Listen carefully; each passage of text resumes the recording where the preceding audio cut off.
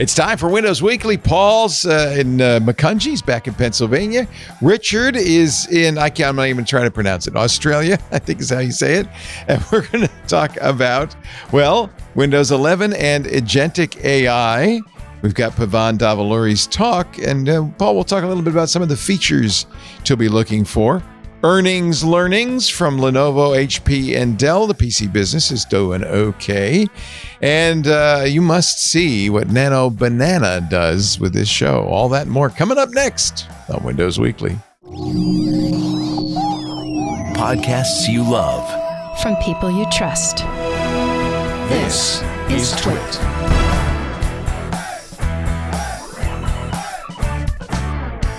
This is Windows Weekly with Paul Thurrott and Richard Campbell, episode 960, recorded Wednesday, November 26th, 2025. Snow and Claus. It's time for Windows Weekly, the show we cover the latest from Microsoft. Hello, winners. Hello, dozers. Hello, Paul Thurrott. Leo. In the Roma Norte. No, I'm in Pennsylvania. I can't really roll that one. Oh, that's right. It's the holidays. It's more school kill area than, I don't know, what's that nice Dutch river? That nice Dutch name. Most of the rivers in the U.S. have Indian names, but there's still the Hudson and the Schuylkill and the... I don't know. Also in, what is it? Tarabanga? Rakatanga? Coolangatta. Inagata, baby. It's New Zealand. No, it's Australia. Oh, it's Australia. We're in the Gold Coast, just south of Brisbane. Is that a Maori name? No, it's an Aboriginal name. Aboriginal. That's right. Maori or New Zealand. Yeah. It's New Zealand. And it is 5 o'clock in the morning and already 30 degrees. So it is. It's summertime. We rented a beautiful apartment that does not have air conditioning. So, woo. Yeah. That's why it was so available, so inexpensive. Yeah. Well, I'm so glad to see y'all. Thank you for joining the show. Happy to be seen. Day before American Thanksgiving. Richard's already had his, of course. Yeah. Paul's, that's why you're in Pennsylvania, right? You want to be in the land of the free and the home of the brave for the big feast, celebrating our subjugation of the natives. And all of that. So congratulations. My friends in Mexico wanted to do a Thanksgiving thing with us, and I'm like, I'm only going to do it if we keep down an indigenous population. So we figure that out. Good news. We've done it. We'll talk about it. Ask Santa Ann about that one. Yeah. You got to adhere to the traditions. It's the whole thing. That's right. Boy. Turkey with a side of smallpox. Have these fine blankets. Thank you for the corn. We have a gift for you as well. Yeah. I'm sorry. I'm being radicalized by Ken Burns, The American Revolution, and by Howard Zinn's The People's History of the United States. Between the two of them, I am You're going to hear some stories. Got in some our stories current to days. tell. Yeah. Yeah. But we're not here to talk that. We're here to talk about the fabulous Windows 11. And man, it is all good news, Leo. It's just straight across the board. Nothing but. So we covered this story last week. Pavel Davuluri's inadvertent mistake and his silliness trying to promote the one Ignite session that he was taking part in. Yeah. What a goon. What happened? Jerk. Is it back again? Well, he did the session. So good for him. Since we talked last week, the session occurred. I haven't looked at it actually since I've been home, but Richard knows, and anyone going to these Microsoft shows, Ignite and Build especially, one of the nice things about them is they make most of the sessions and certainly the keynotes and all that available for rewatching later. And a couple of things though, not every session.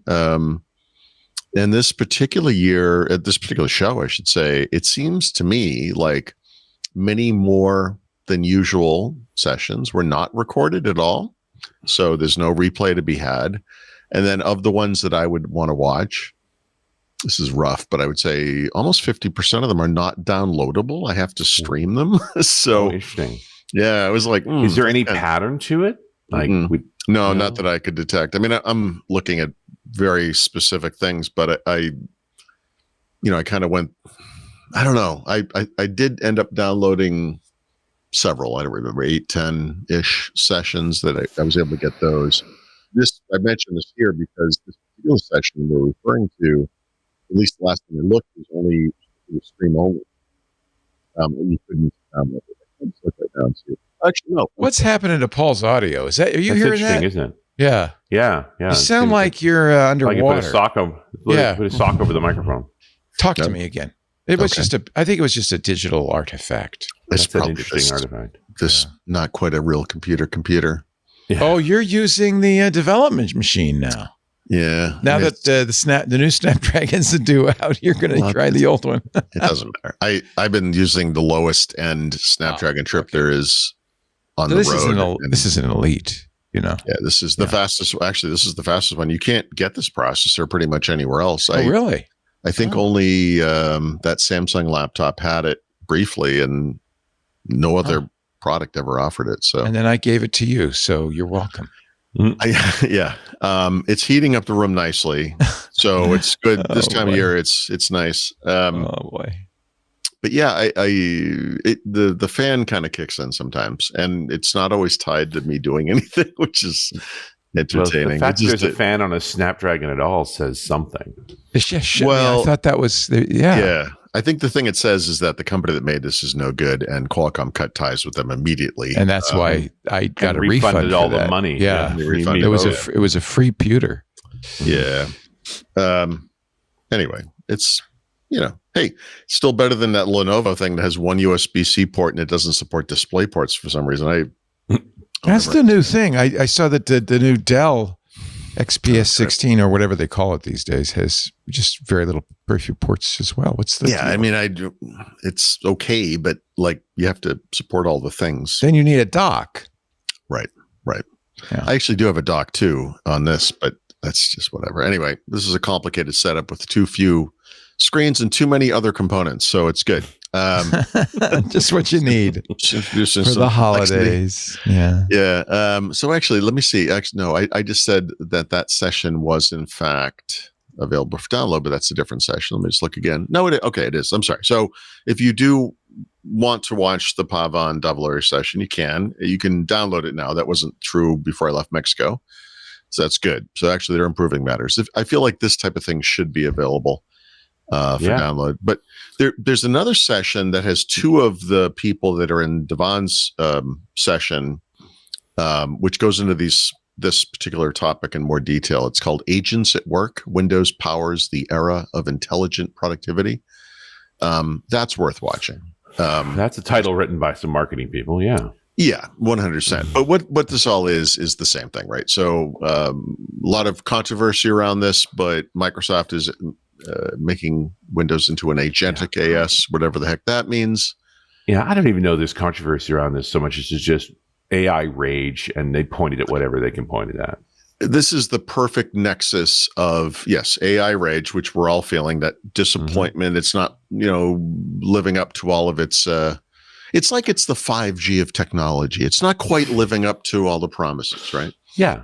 The promises have been outrageous, so oddly enough, we're outraged. Yep. But also, like I said last week, I mean, I think in our community, if you look at the three of us, Rich and I right now, I mean, this is us, we're this age, like, sorry, we're getting old. And, a lot of these people in the audience are kind of, change averse. And every little change, we'll talk about something that they're going on with Notepad yet again is cause of concern, right? I've had the experience of exactly the opposite this past week, working with a development group in Sydney, where they're literally redesigning how they build software around these new tools. Yeah, I love it. I think that's but I think that's a good thing.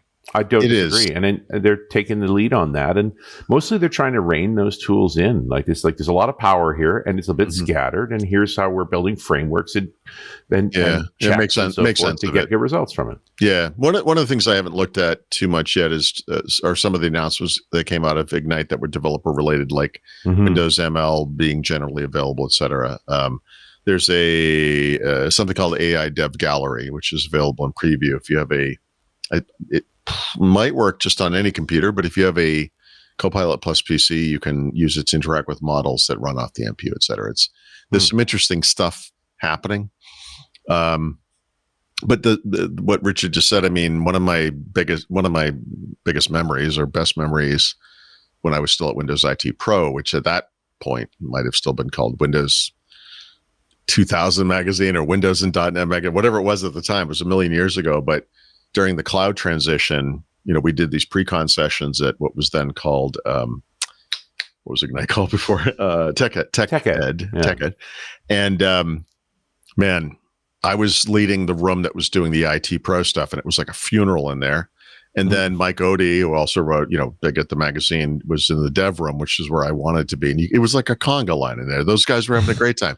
They're like, "Oh, you mean we get to rewrite our code now for this new era? Like, fantastic!" Like, this. I guess you could have a good attitude or a bad attitude. So, like, I think here, it's like the Run As Radio / Windows Weekly side of things, which is more IT Pro related admin, whatever. Not a lot of celebrating going on with this stuff. A lot of dread. Yeah, it's a new set of risks. It's a new set of reliability issues. Like, all of these things are true, but like, you wanted to be bored at your job. Come on, like this. Yeah, exactly. Yep. So there's you might know. Do you know Navjot? I'm not probably not saying her name right. If I'm so sorry if I'm mispronouncing this, but her name is Navjot Virk. She's a corporate vice president, Windows Experiences. She was in the Davuluri, Pavan Davuluri session, but also in this other session I just referenced. And she says something in both of them right up front, which I think Microsoft needs to lead with a lot more these days, which is these experiences are opt-in, they're optional. And you control whether or not you even see them. And you is meant broadly because it means IT, but it also means end users. And in the case of an IT managed environment where maybe they've said, all right, look, we're going to allow you to access whatever these AI tools are. You they don't just come on for you. You then have to, as an individual, enable them as well, but you could choose not to, Yeah. And which is, I mean, I'm glad they're doing that. It's the question every system been asked on every new tool is like, can I turn it off? Let's see. But you also understand why they're so skeptical, because for the past 2 years, Microsoft has simply been making icons appear in places. I haven't noticed that. Right. So, look, sometimes you learn from mistakes, I guess. Maybe we can chalk that up to this. But if you think about this sort of thing as a flow chart, it's like, do you want any AI stuff in Windows? And you're like, there's a branch of that flow chart where you exit and you're done. Like, it's fine. You can just say no. Yep. Good. So, like, to me, that's the right approach. Yeah. It's there if you want it. It's there for those people that. It also speaks to me that these tools are growing up enough that they're not just experimental bits showing up anywhere. That there is an overall plan, and that it can be deployed and not deployed, and is part of a governance model that a sysadmin would want. Yeah, I mean, you're speaking to like a sort of maturity occurring here, which is true. But it just feels like some adults in the room have showed up lately. Yeah. Well, this is, one of the things I've been pointing out lately is like there are people in the industry who I just knee jerk, like can't bear, and then there are some like the guy running Microsoft AI Suleiman, who I think is actually pretty great, and so I think having the right messenger helped. We talked about that a little bit last week with Ignite and the keynote, and I just felt like it was just well presented. That's the new Windows boss. Like, I'm really kind of excited there's a new Windows boss. I can't wait to see what he does, and it's unfortunate that he's stepped on a landmine of not his own making. I mean, look, right. You're going to army. You're going to war with the army you have. I mean, there's nothing you can do about that. I mean, but he seems like a good guy. He's an engineer. He's a smart guy, obviously. And we'll see. I don't get any bad vibes off of him. That's not always been the case with people running Windows, obviously. So, we'll see. But look, this session and the other one that I mentioned, which are essentially the same session, not controversial. I just want to throw that out there. Like, the things that, aside from the you're in control bit and all that kind of stuff, they do some good. This language around AI that I've never been comfortable with. There's always new language around AI, and it continues to be uncomfortable. But they did a pretty good job of just saying, like, look, the Copilot, you can just think of it as a front end. It's a kind of an orchestrator of sorts for apps and cloud AI services that are going to expose their functionality.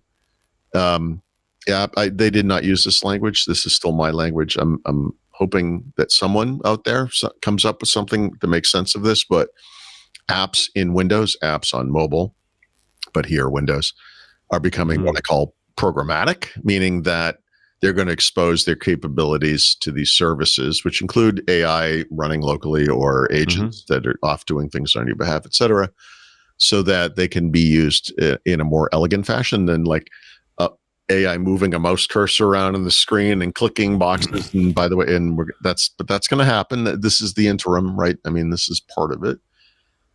So it's a transition. One of the, controversies in time of this past year was this Copilot Voice thing, and people are never going to want to talk to their computers.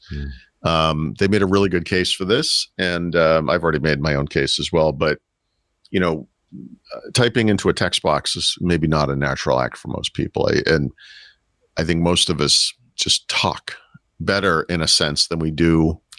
Well, half the time we're muttering while we type anyway, right? Right. It's the same words.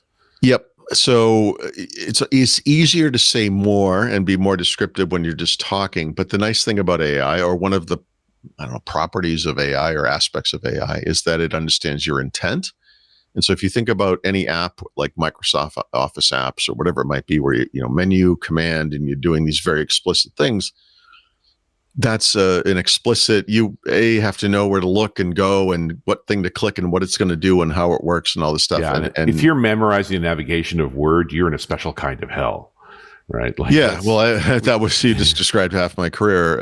So, I mean, the idea is like, look, I just want to do this thing, just do it. Yeah. And it kind of understands your intent, right? And that's the only thing worse than trying to operate the UX is trying to describe how to operate the UX. Yeah. I mean, we will, we're going to look back on this, the way the world is from today and then the past 40 years or whatever, the same way that we look back now on cars when you had to be a mechanic to understand how these things work, because that was the prerequisites for using it. And just like, it just seems so archaic, but the notion that trying to describe to a 25-year-old programmer about coding on an 80 by 25 green screen with no mouse, he's just staring at me like I got three heads, right? That's the craziest thing he's ever heard. Yeah. And then, but the developers of that era, when confronted by, the future is all GUIs and blah, blah, blah, they're like, oh, no way, I could do everything I need on a green screen. And it's like, okay. Yeah.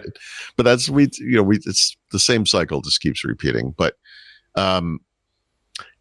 right now, if you want to, I use the same examples over and over again, so it doesn't really matter. But that once a year thing when I do the PowerPoint or the Excel spread chart, or the once a year I do a PowerPoint presentation, or the once a year I do whatever it is, some logo thing in Affinity where I have to put graphics behind letters, whatever it is, I have to become an expert in that tool to do that thing, and I don't do it that much. Like it's like I don't have time for this.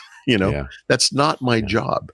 And I think one of the things that comes out in these sessions is this notion that AI will, in this case, free you to do the things in your job or your life or whatever it is that is meaningful to you, not spend all this time learning a tool, that maybe you're not going to use every single day or whatever. Yeah. So anyway, but from an actual, brass tacks perspective, or like, this is what's actually happening. It's just, the stuff they show off, you're like, yeah, no, this looks like Windows. It's the search box is going to do its own little orchestration based on what you're searching for. Sometimes it's going to launch file search. Sometimes it's going to launch a web search. Sometimes it's going to launch Copilot because you can interact with that. Sometimes it's going to kick off a couple of agents that are going to go off and do your thing. And that's, it's an operating system. I mean, it seems like this is like one of the places where you would do this. The other one is Office. And of course, a big part of this is integrating the Microsoft 365 Copilot capabilities into Windows where that makes sense. This helping accessibility through things like writing assistance, which is an AI-based capability you see in discrete apps like Word or even Notepad, but just making it available at the system level and saying this, if you are using something that has text in it, you can use this everywhere. Like yes, that's how OSs work. Like that makes sense. Or fluid dictation, which is the key to that thing we were just talking about, which is not click the edit menu and then click this thing and then do this. It's do this thing, like understand what I'm saying. Yeah. It's you're just using natural language voice, and you don't have to, it's not a Zork, command that has to be exactly right or whatever it screws up. It's, we understand your intent. Yeah. And that's kind of it. Other than, well, I'm sorry, I should say, if you, obviously Copilot's going to come up sometimes. Agents will appear as icons in the taskbar, so they're like apps. You can click on that thing to get a little kind of a pop-up of how it's doing and where it's at. If it needs to contact you, which it will, it does a standard Windows notification. And then, this agent needs, is it okay if I do this? You might even be getting notifications you want. Yeah, I mean, that's never literally happened to me ever in my life, but I'm open. I'm open to that experience. The possibility. I'd love for that to happen.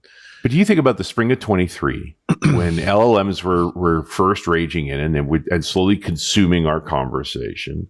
Yeah, we talked about the perfect place for this to hub around would be Windows. That's never going to happen. The Windows team is lost. Exactly. Right. Exactly. And now there's a new sheriff in town. He's unified the client and the server side, and he's committing to what I think is the obvious path. Yes. Yep. And it's not. Look, you can do something like add multi-touch capabilities to Windows without destroying the OS. Right now, they did, but they went down this path with Windows 8 where they changed the whole UI. They maybe bit off more than they should have. They had to scale it back over the next couple of point releases and then Windows 10.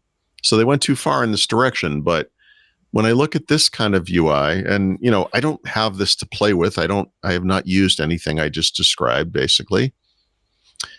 I can't, I'm just going off of a demo. So, we'll see what it's like in real life. But as far as it making sense within the context of the UI that is Windows today,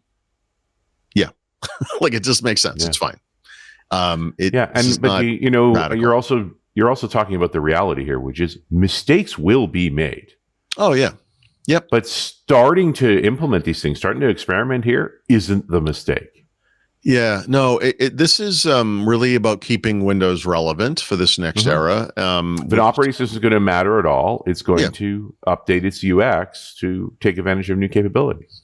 Right. I mean, if you care about Windows as a platform, you should, in some ways, embrace this.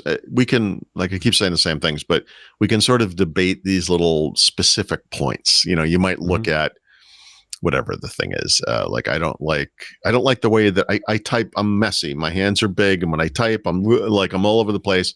I hit that Copilot button a lot. Stupid window comes up, and it's like. So I know stop interrupting me. I can fix this. Anyone can fix it. Well, sort of anyone can fix it because you could just uninstall it, I guess. But then you hit the button, and it's like, all right, what do you want to do with this button?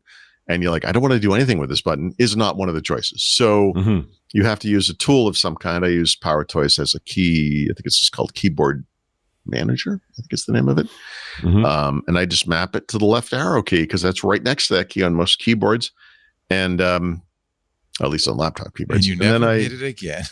Well, I never see it again, right? I notice it when it's not running, right? Because every once in a while it will be like, hey, you get settings will be like, what do you want to do here? And it's like, I want you to never appear again. That's what I want, but that's not it. I wonder what my experience, the way I use AI, and I use it all the time, is I kind of want it to be segregated into a separate tool that I will then explicitly call. Right. I don't really want it to be built into my browser. I've tried the Agentic browsers. I don't really want it to be a feature in Windows. I want it to be like the ChatGPT app. Yeah, no, but maybe that's just old fashioned. Maybe that's going to change. No, I actually, if anything, you're probably just skipping ahead in a way, right? Like what you're describing is the ultimate example of like you would go to this chatbot thing and say, here's some data.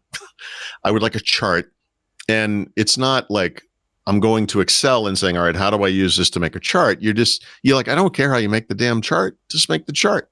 So you're kind of skipping over those tools. Like Microsoft is in some ways, a lot of this stuff is interim, right? And so Google's doing it too. You're literally describing some of the stuff that Gates said in the road ahead. Like, why are we talking about applications still? Just work with documents. Right. Yeah.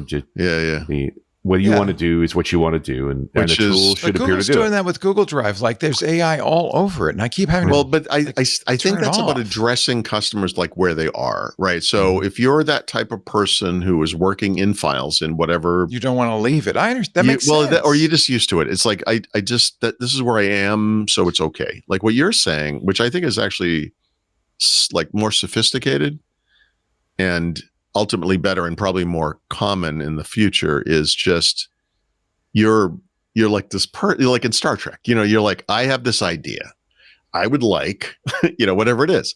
And it's, if you think about something, it could be something really simple, like shopping. Like I keep using this Sonos speaker example. Like I just want to buy this speaker.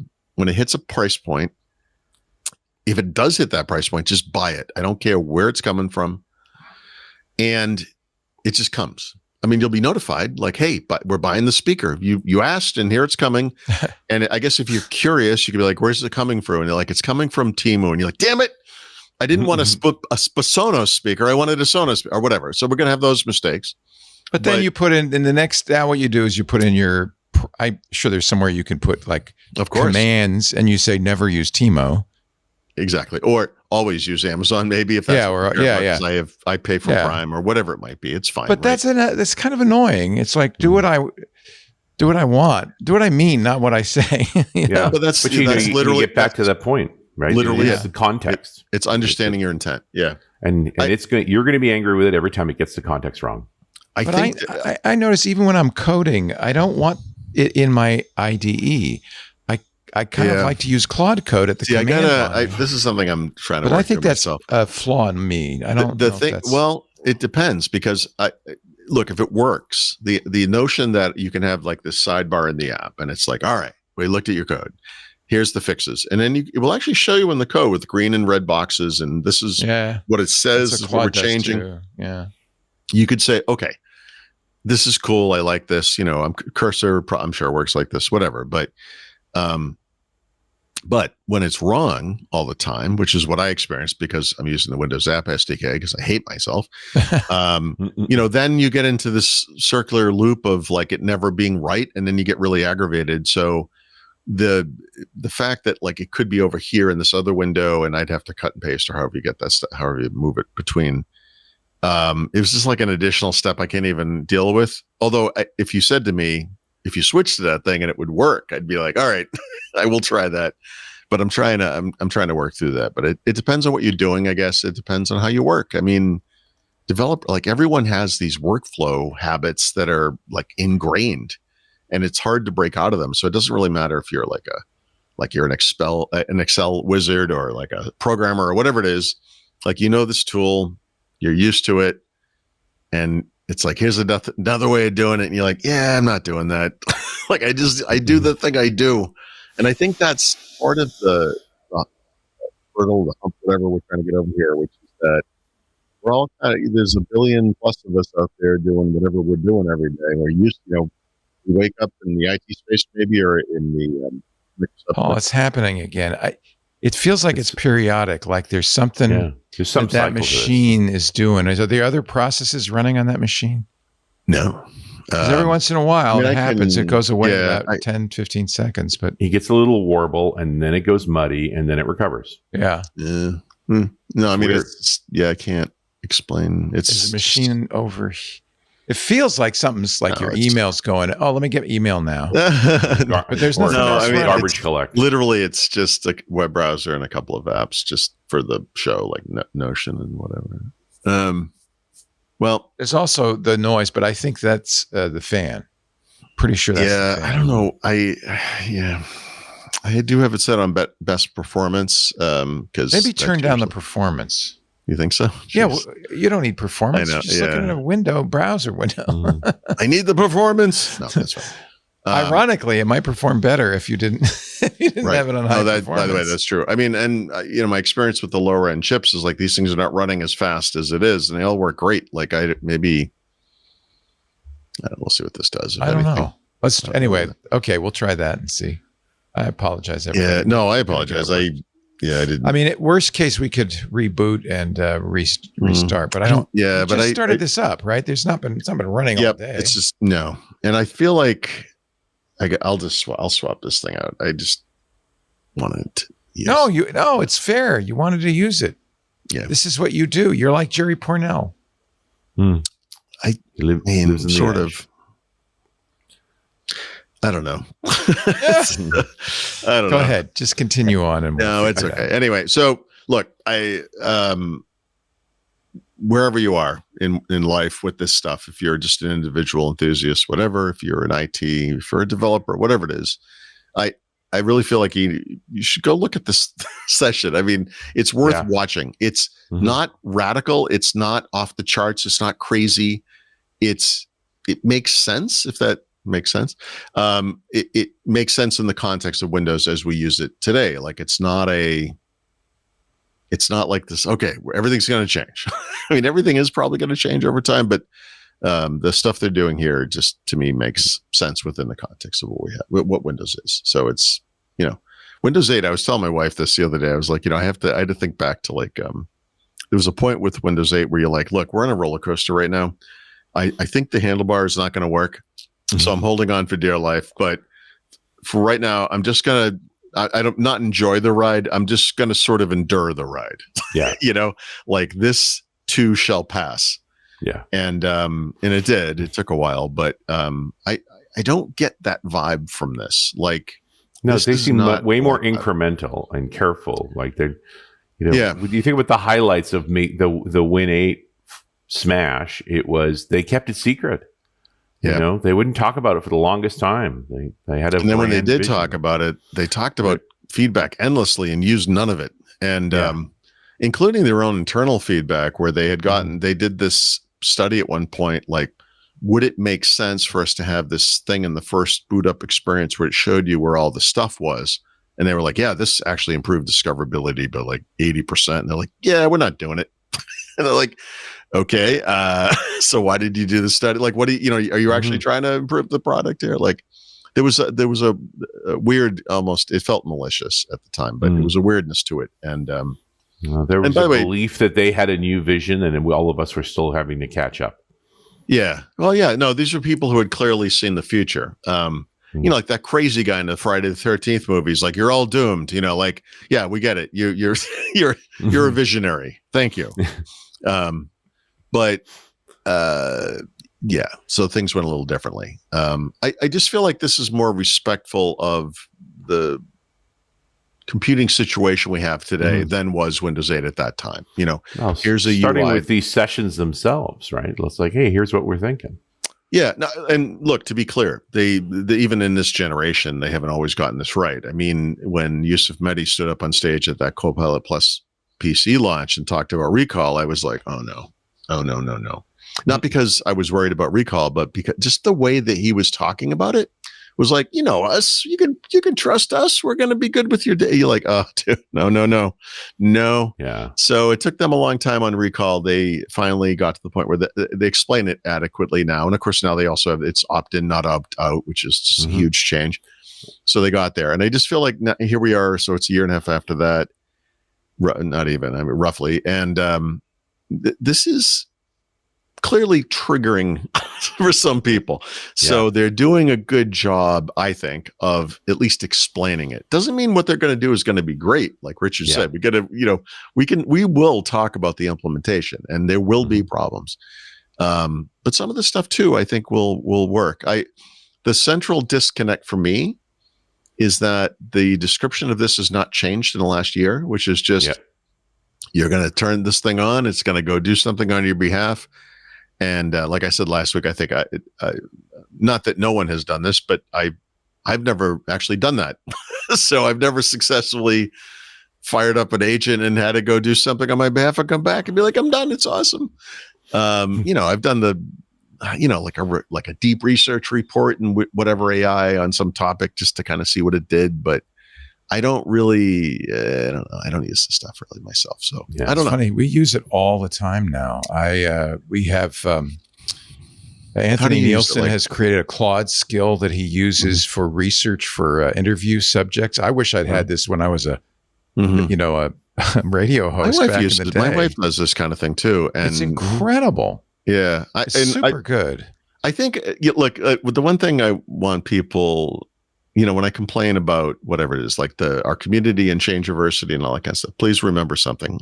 Two things. I'm a hypocrite, and the reason I feel You're one of us, Paul. That's all. That's what I mean. Like, I understand that other people are going to want to use this stuff, and I think it's going to work great in many cases.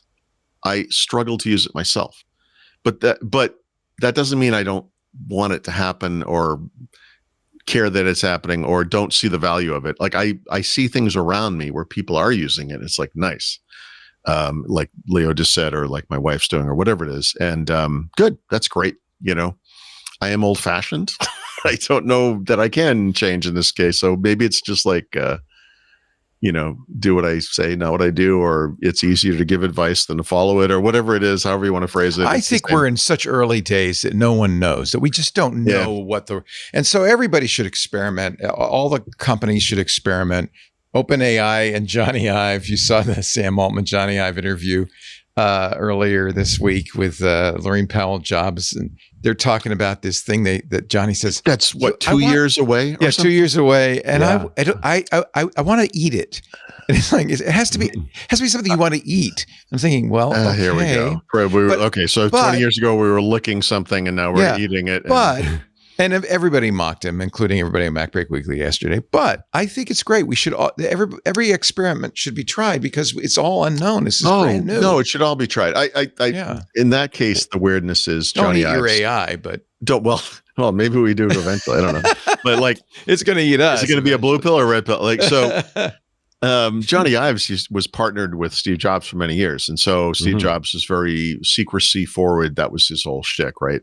So you would never know what Johnny Ive was working on that was 2-3 years down the road. They would just come up with new products, and then it would be awesome or not or whatever. But now it's like Johnny Ive is working with, I don't know, the grand clown of our industry, and it's like, in 2.5 years we're going to come up with this awesome little product. Monster. Like, dude, this is not the time to be talking about some device that's not coming out in the next year. Are you kidding me? The only reason I bring it up is it's like it's encouraging. Microsoft's trying stuff. We're trying Agentic browsers. We're trying it at the command line. I mean, there's all kinds of ways to use it. Yep. I'm sorry to interrupt, but you said earlier something, operating systems and web browsers, and you were like, I don't know, like I want AI in the web browser. And I have to say, I think the same way. Like, I don't want it to be like in an AI mode all the time. Yeah. But I want to choose when to use it. I want more, it should be more modal. Yeah. I'll go to an article that I want to read. Maybe some like long thing, like an Ars Technica, something. It's like 8,000 words, whatever. It's like, okay, so what are the stages here? Like I could put it into Instagram or Instapaper or something like that. So you have like a clean view of the story, no distractions. I'm going to read it later, maybe read it offline. Okay, cool. Someone else might look at that thing and be like, look, I don't have time for this nonsense. I do kind of want to know what it says, so I can use AI to summarize it, and maybe I get like a bullet list, but maybe the future, and which is so anti-reading, it makes me sad. But for a lot of people, it's going to be like, I don't even want a bullet list. Just tell me if I need to know about this. Podcast. Just make it right. Just do it in my voice, and it could be like two guys talking. No, I like what you just said. Is tell me if I should care about this. I think for a lot of people, and if the answer is no, then I won't read it. Then you just move on. It's just noise. Assuming you can trust that thing to have given you good advice, right? Which is also part of the equation, the trust factor. But so I don't know. I don't think AI is making us stupider, just like I don't think a typewriter, a word processor, and then a PC made us stupider. We have different ways to express ourselves. Those ways evolve over time. As a lifelong reader, I am sad about how I can't myself read long form things that well anymore. I don't think anyone can. And I feel like a lot of that stuff's going to go away, and that stinks, as in my opinion. But I'm also not going to halt all progress because I like to read words on a piece of paper or whatever it is. Things change. So I don't know. In some ways, I vaguely like the idea of you don't have to do as much drudgery because that stuff can be handled by AI or whatever the software is. And you can focus on things that are maybe more meaningful to you personally or whatever. And like, that sounds good. I mean, you're talking about, I can't, I don't know. This time of being in a limited attention economy, could we possibly have a tool that helps us manage the allocation of attention? That's awesome.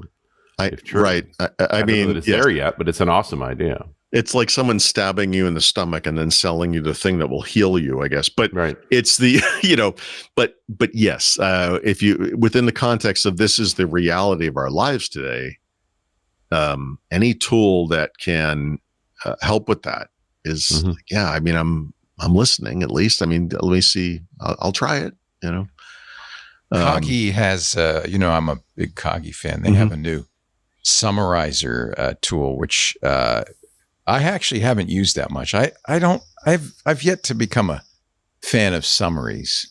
Same thing. But I respect that others may want or need that. People are raving about it, saying this is the way. I'm just going to see if I can put Pavel. Put it in. If it can read if it can handle a video, maybe. I mean, there's now the capability of having your AI. Wow, look at that. No, that's not the video. That's I wonder if there's a way I can. There's a tool that can be listening to your show and suggest questions and like live.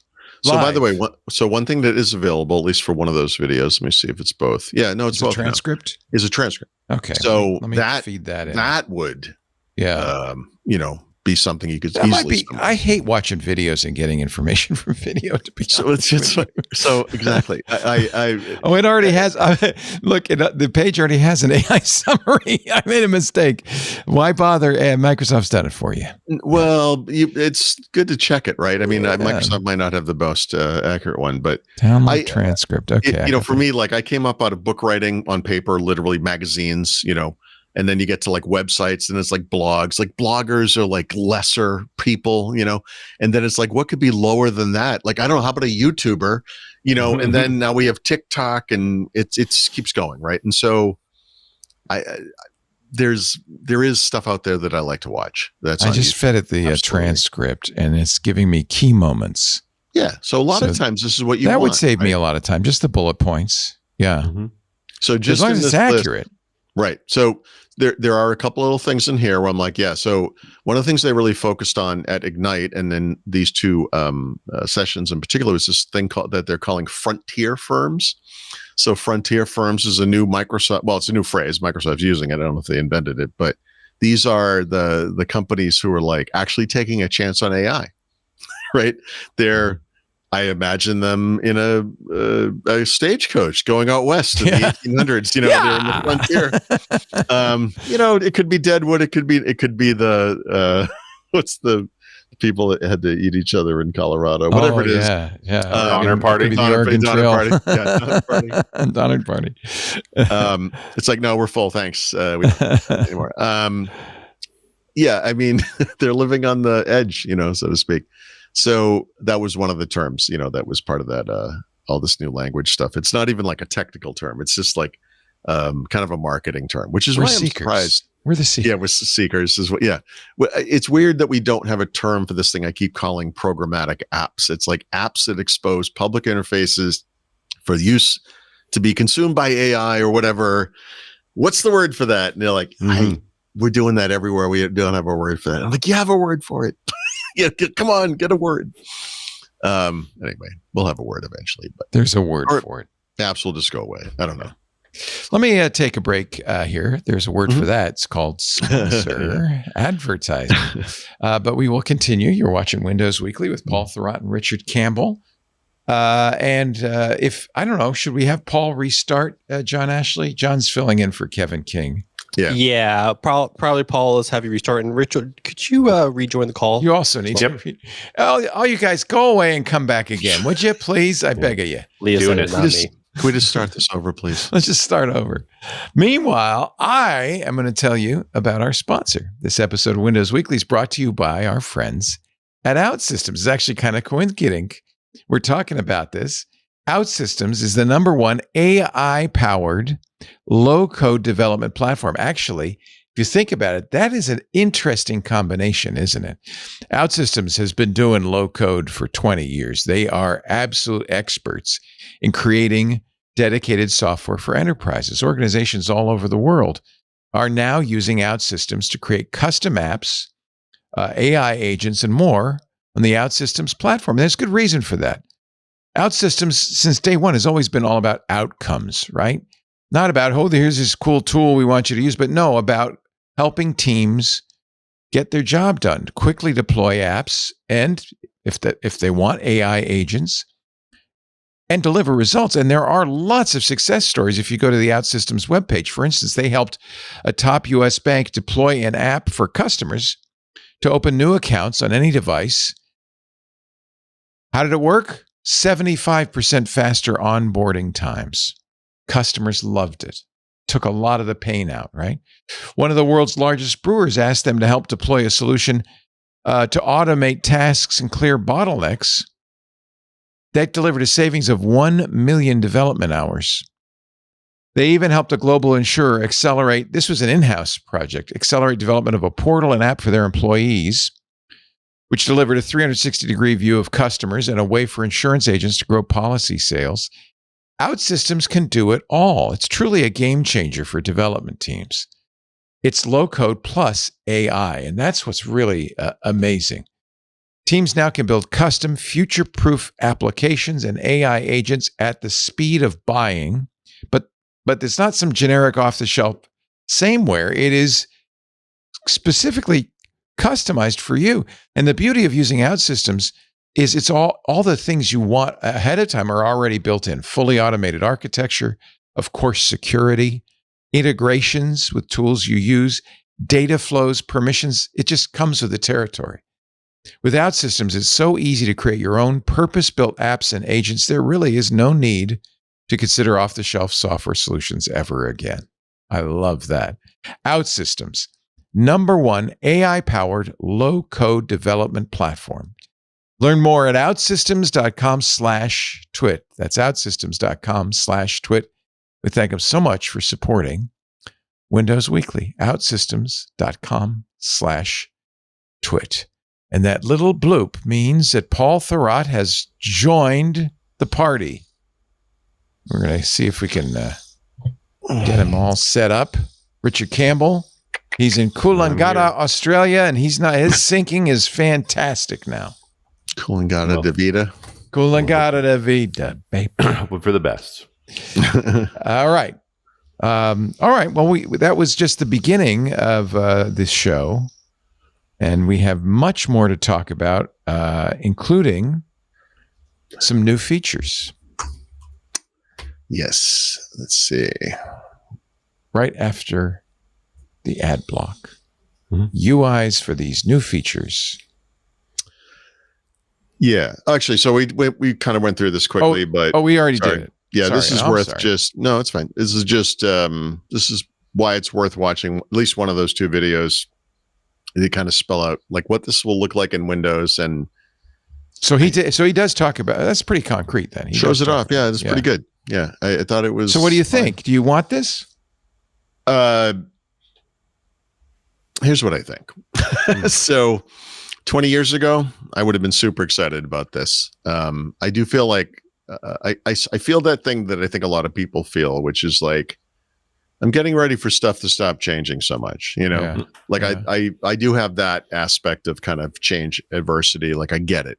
I do understand it. But I also don't mind that it's occurring. And I appreciate that other people will actually really, really like this stuff and want to use it. It's fine.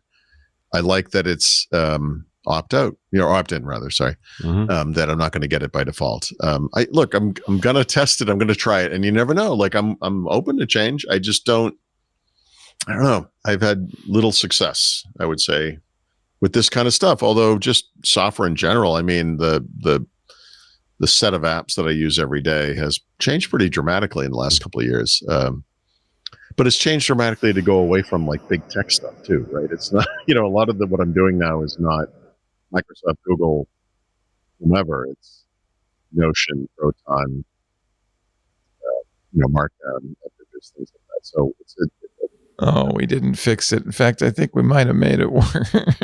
Oh, it'll be fixed now. Sorry. How will it be fixed? It just cycles out again. It gets better. It gets worse and it gets better. Yeah. Yeah. I don't know. All right. He's back. It's like that lump on your back. Sometimes it's okay. Yeah. It could just be sometimes a lump. Just ignore it. It'll be fine. Walk it off. But and this whole opt-in model from a system in perspective is I don't have to roll this out to everyone all at once. I can stage it and time when we do things. Yep. And it's probably not going to be the IT that wants to roll it in the first place. The workers are going to want it. And so in some ways you get a head start, right? You get to try things and sort of evaluate how you're going to work it into the existing workflows. Right. Yeah. We will see. I'm looking for some real specific examples. Well, but also these happy noises about all the security and privacy and so forth. It's like, okay, you said that. Now we're going to have to see if you're right. That's right. Yep. Right now it's just a lot of talk, but we shall see. Mm-hmm. Mistakes will be made. That is the truth. Yeah, that's the thing. Like, complaining about this now and sort of saying like nobody wants this. It's like, yeah, okay, that's not true. But let's let them make the mistake. Maybe they'll get some stuff right. We'll see. Yeah, and at the same time, it's like it's not that nobody wants this. It's that nobody's actually tried this. So how could they want anything? How can you even hate this when you haven't even tasted it? Like nothing. Yeah. Exactly. Just know the name of it, and now you're angry. Yeah. Look, Microsoft hasn't helped themselves by doing what they've done to Windows over the past several years. Yeah. Then people have a point. And the other argument here of would you just fix the stuff in Windows? Legit, right? And I would, one of the things I wish Pavan had spent some time on is like, hey, I've unified the groups together, and we're going to go down this list of complaints. We're going to knock a few of the biggest ones out as quickly as we can. Right. The problem is, the problem. There are so many problems, but one of the problems is that a lot of the problems in Windows are of Microsoft's own making, right? These are not situations that occurred to Microsoft. These are things Microsoft has done to us. And they have to kind of step back from this. One of the things that Dave Plummer brought up was this, like, I want a power user switch and I just want to not have all this junk that's trying to force feed me whatever and teach me how to do stuff. Like, I get it. I'm an expert. I'm like, yeah, I hear you. But I asked Chris Capicella when he was the CMO of Microsoft if Microsoft would just please let me pay $20 a year or add it to my Microsoft 365 subscription, where I essentially get what the Plumber's asking for, which is just turn all this junk off, and it's like, oh, we're never going to do that. I'm like, why? It's like, well, that's like admitting that what we're doing now in Windows is terrible. I'm like, what you're doing in Windows now is terrible. Like, just like, it's just like, give me an out, I sort of accept on some level, I might have to pay for that. A lot of the enshrification in Windows is tied to no one's buying this thing anymore. It comes with new PCs, but you don't ever buy an upgrade now. So this kind of revenue path is gone. And I get it. Microsoft's, they're a company that are trying to make money. I get it. I respect that. It's fine. I will pay you, to not have this junk, but still not an option. So I don't know. Now it makes for a secondary market where some clever person figures out all the tools you need to turn off all this stuff so you can make a bespoke configuration that doesn't annoy you. That's right. And that's, And I happen to know that guy. Time. I'm gonna be hanging out with that guy real soon now. I spend a lot of time on this stuff. It's not good. It's not healthy. But I wish I didn't have to. I mean, I wish this wasn't the way the world was, but it is. Yeah. And what are you going to do? I mean, look, we've been dealing with this forever. I mean, someone asked me last week about PC makers and crapware and why do they do it? Like, it's like we're like 40 years into this. And they do it for the same reason they've always done it. The margins are incredibly small and they have to try and think about the weirdness of Windows, whether you're Microsoft or a PC maker. You're selling someone a product as a PC maker, it's hardware, but the operating system is made by Microsoft. Technically, you're on the hook for support. but you don't have a thing with this person. They bought the computer. So of course they're putting stuff in the computer where it's like, oh, we sell an antivirus service. We sell a, personal identification monitor, whatever it is, all the crap that these PC makers put on there. We have our own AI agent now. Great. That's exactly what everyone wanted. Another one of those from you, you proven maker of really good software. And then from Microsoft's perspective, same thing. It's like, we don't have to handle the support because they got it with the PC. That's on HP, Lenovo, Dell, whoever. But we also do want that relationship with the customer, and we'd like to upsell too. And this is the nature of our business. So sorry, everybody, but that was the PC Maker Crapware is maybe the original form of certification on this platform. I mean, we've been dealing with this from day one, so. Here we are. Anyway, all right. So moving past that, finally, we did get one major set of bills this past week. By the way, speaking of which, yesterday was Weekday Tuesday, and what happened yesterday? Nothing. There was, right. So it's probably because it's the holiday week, I guess. I don't know. Or it was the Ignite week, right? I mean, we should have gotten the, and we will, like in the next couple, we will, because we're 2 weeks away from, or less than 2 weeks away from Patch Tuesday in December. We know that's going to be a pretty big one, actually. But we did get dev and beta builds, right? And so these things right now are the same build. It's 25H2, and it's some of the stuff, or at least one of the things I mentioned earlier, which was that fluid dictation and voice typing. So if you have a PC with an MPU, meaning a Copilot Plus PC, I guess we can't say things normally anymore. Apparently that's still a thing, a year later. So this is not so much about, it is about intent, but in a different direction. So in other words, this is for voice typing. And this is what your phone does when you just type, or when you use your voice to type. It's the same thing, right? You might say something that's incorrect within the context of the sentence you're saying it in, and rather than just quote you verbatim, it will correct it for you, right? So this is things like grammar, punctuation, filler words, etc. So if you say a lot in the middle of a sentence, like a lot of people do, it's not going to leave that in because that's going to look terrible, right? And so that's good. Like that's a good use of AI. That's a really good use. There was a feature that Microsoft talked about at Ignite called point-in-time restore. Been around for a long time. This has come up a few times. You might think of this as a sort of modern version of the system restore capability. It was part of the NT-based versions of Windows for so many years, and it's still in there today, by the way. It's just disabled by default, but you can actually turn it on and use it if you want. But the idea here is that and this was something Pavan did say explicitly, and I don't remember if it was Richard or Leo said he should come out and be like, we're improving the platform too, 100%. He did mention this part of it. He talked about how they were modernizing Windows recovery. All right. And so we've seen things like quick machine restore, QMI. Yeah. And some of the other things that have been happening to Windows 11 over the past year. So this is point in time restore for Windows is the same in the same league or whatever. We also had the fast recovery bug where USB mice and keyboard did not work. Yes. That was a bad day. It's the yin and the yang of Windows, they make mistakes. And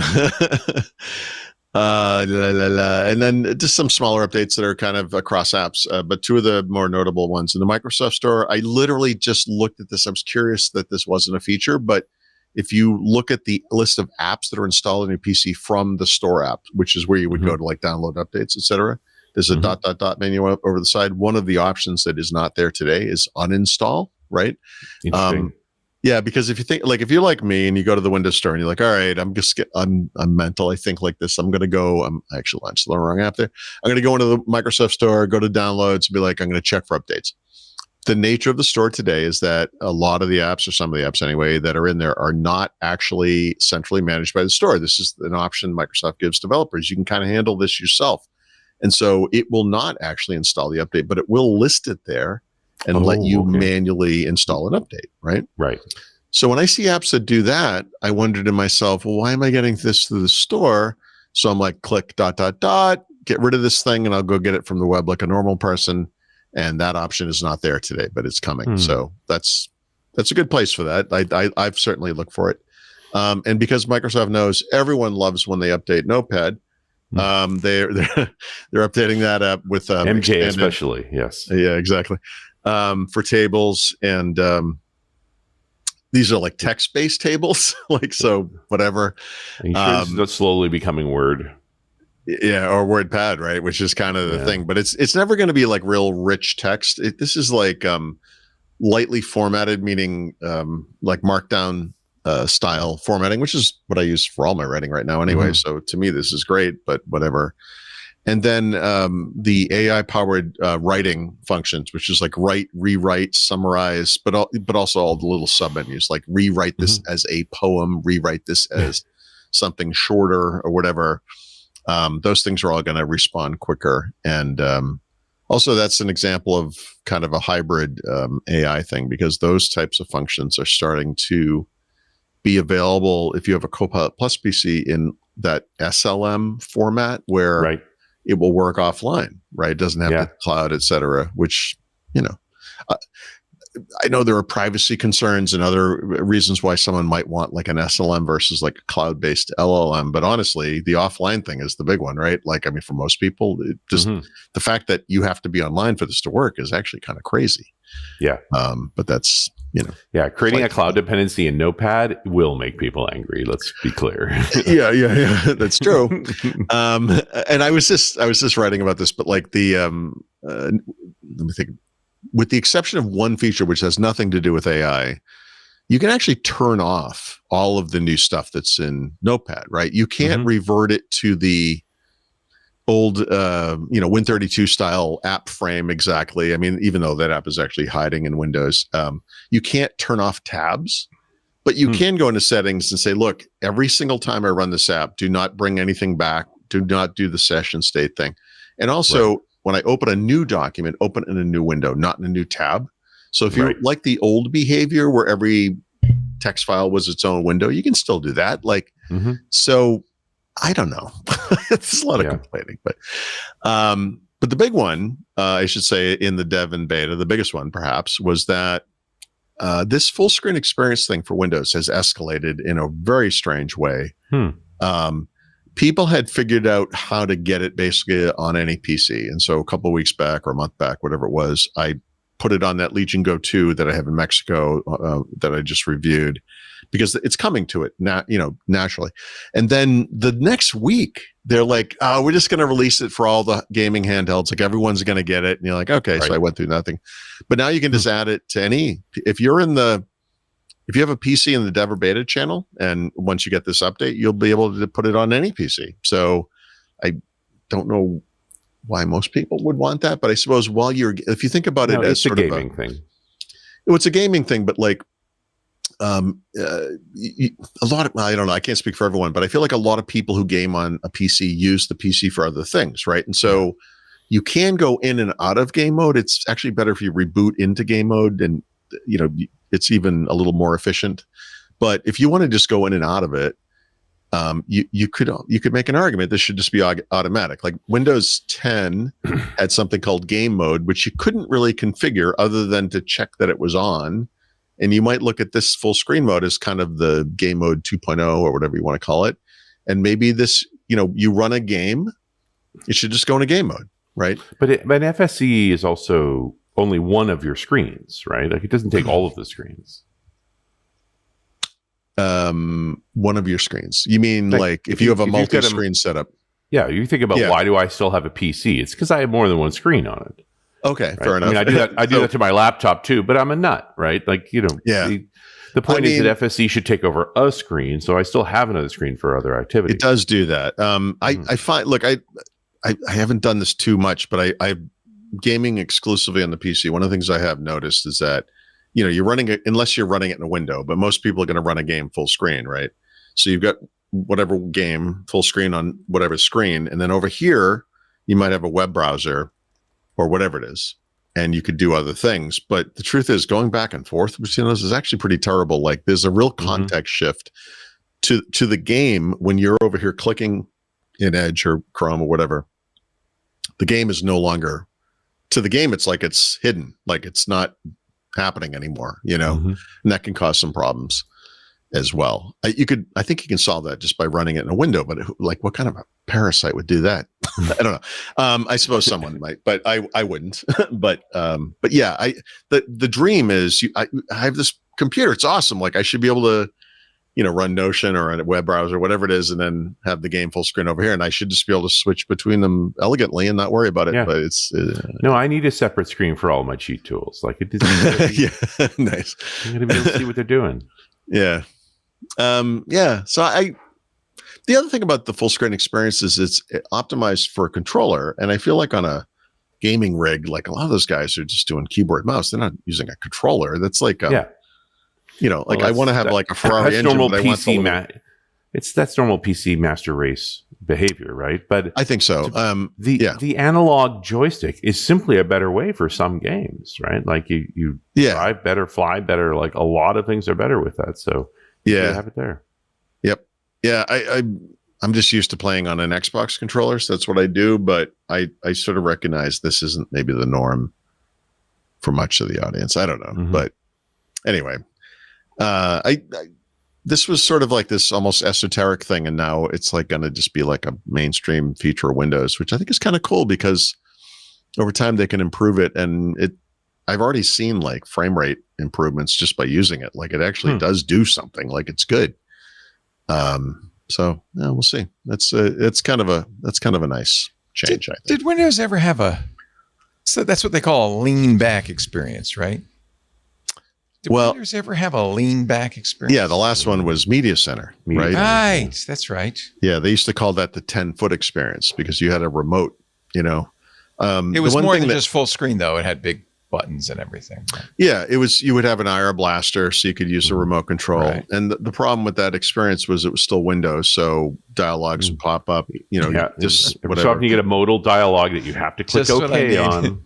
Well, there's a whole little like the people who were like enthusiasts of this product, and there were a bunch of them, would buy these little like Bluetooth keyboards that had like an integrated trackball on it or whatever. Right. So you see them on coffee tables. Like, so like, hold on, I got to deal with like we would like contort ourselves to make it work in this world. Well, the only reason I ask is I wonder if this is a preface to some sort of lean back experience, but I guess it's really just for gaming, right? It's just for gaming, yeah. Which I think today is I don't know if it's a 10-foot experience, but it's maybe a 2-foot experience or whatever it is, depending on your setup. In other words, don't lean too far back.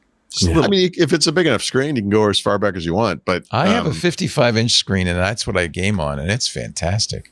But you don't want to be too close to that. You got to have. You need at least arms length. But don't most games have full screen? I mean, yeah.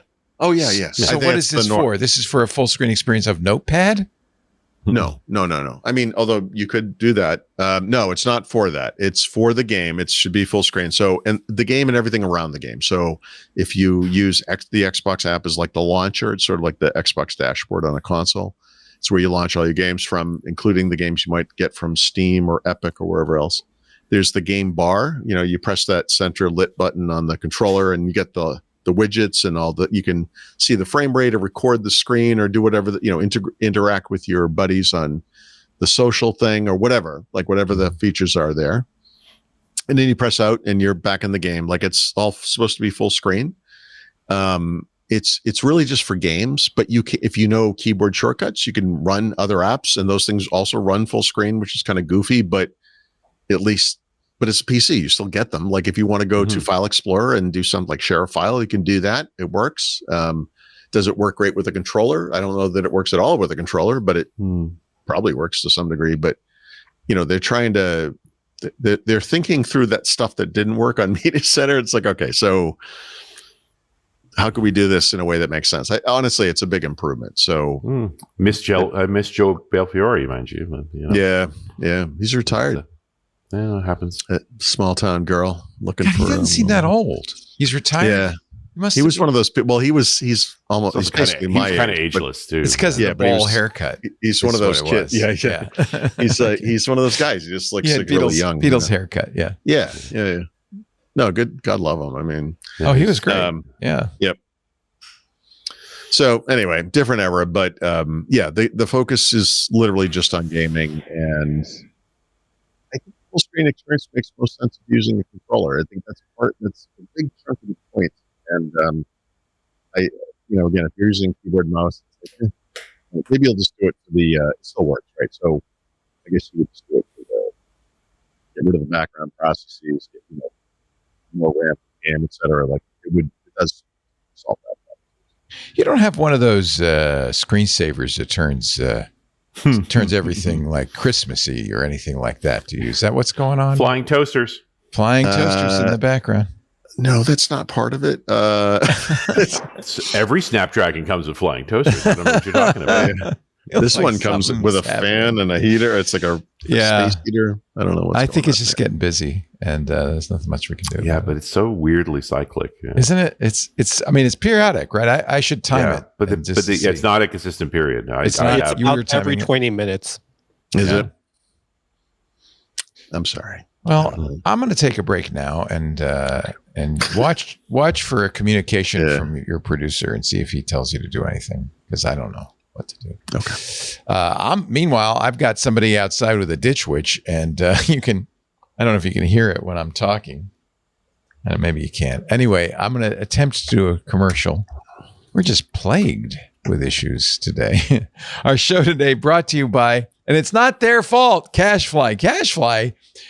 It's nice at least to know that your content delivery network never has issues. For 20 years, CashFly has held a track record for high performance, ultra reliable content delivery. They serve over 5,000 companies in over 80 countries. And I know this because, yes, we're one of them. From practically the beginning of Twit, I thought, when we first started, you just put a podcast easy. You put it on a website, people download it. Till I found out that you can't really download petabytes of content from a website.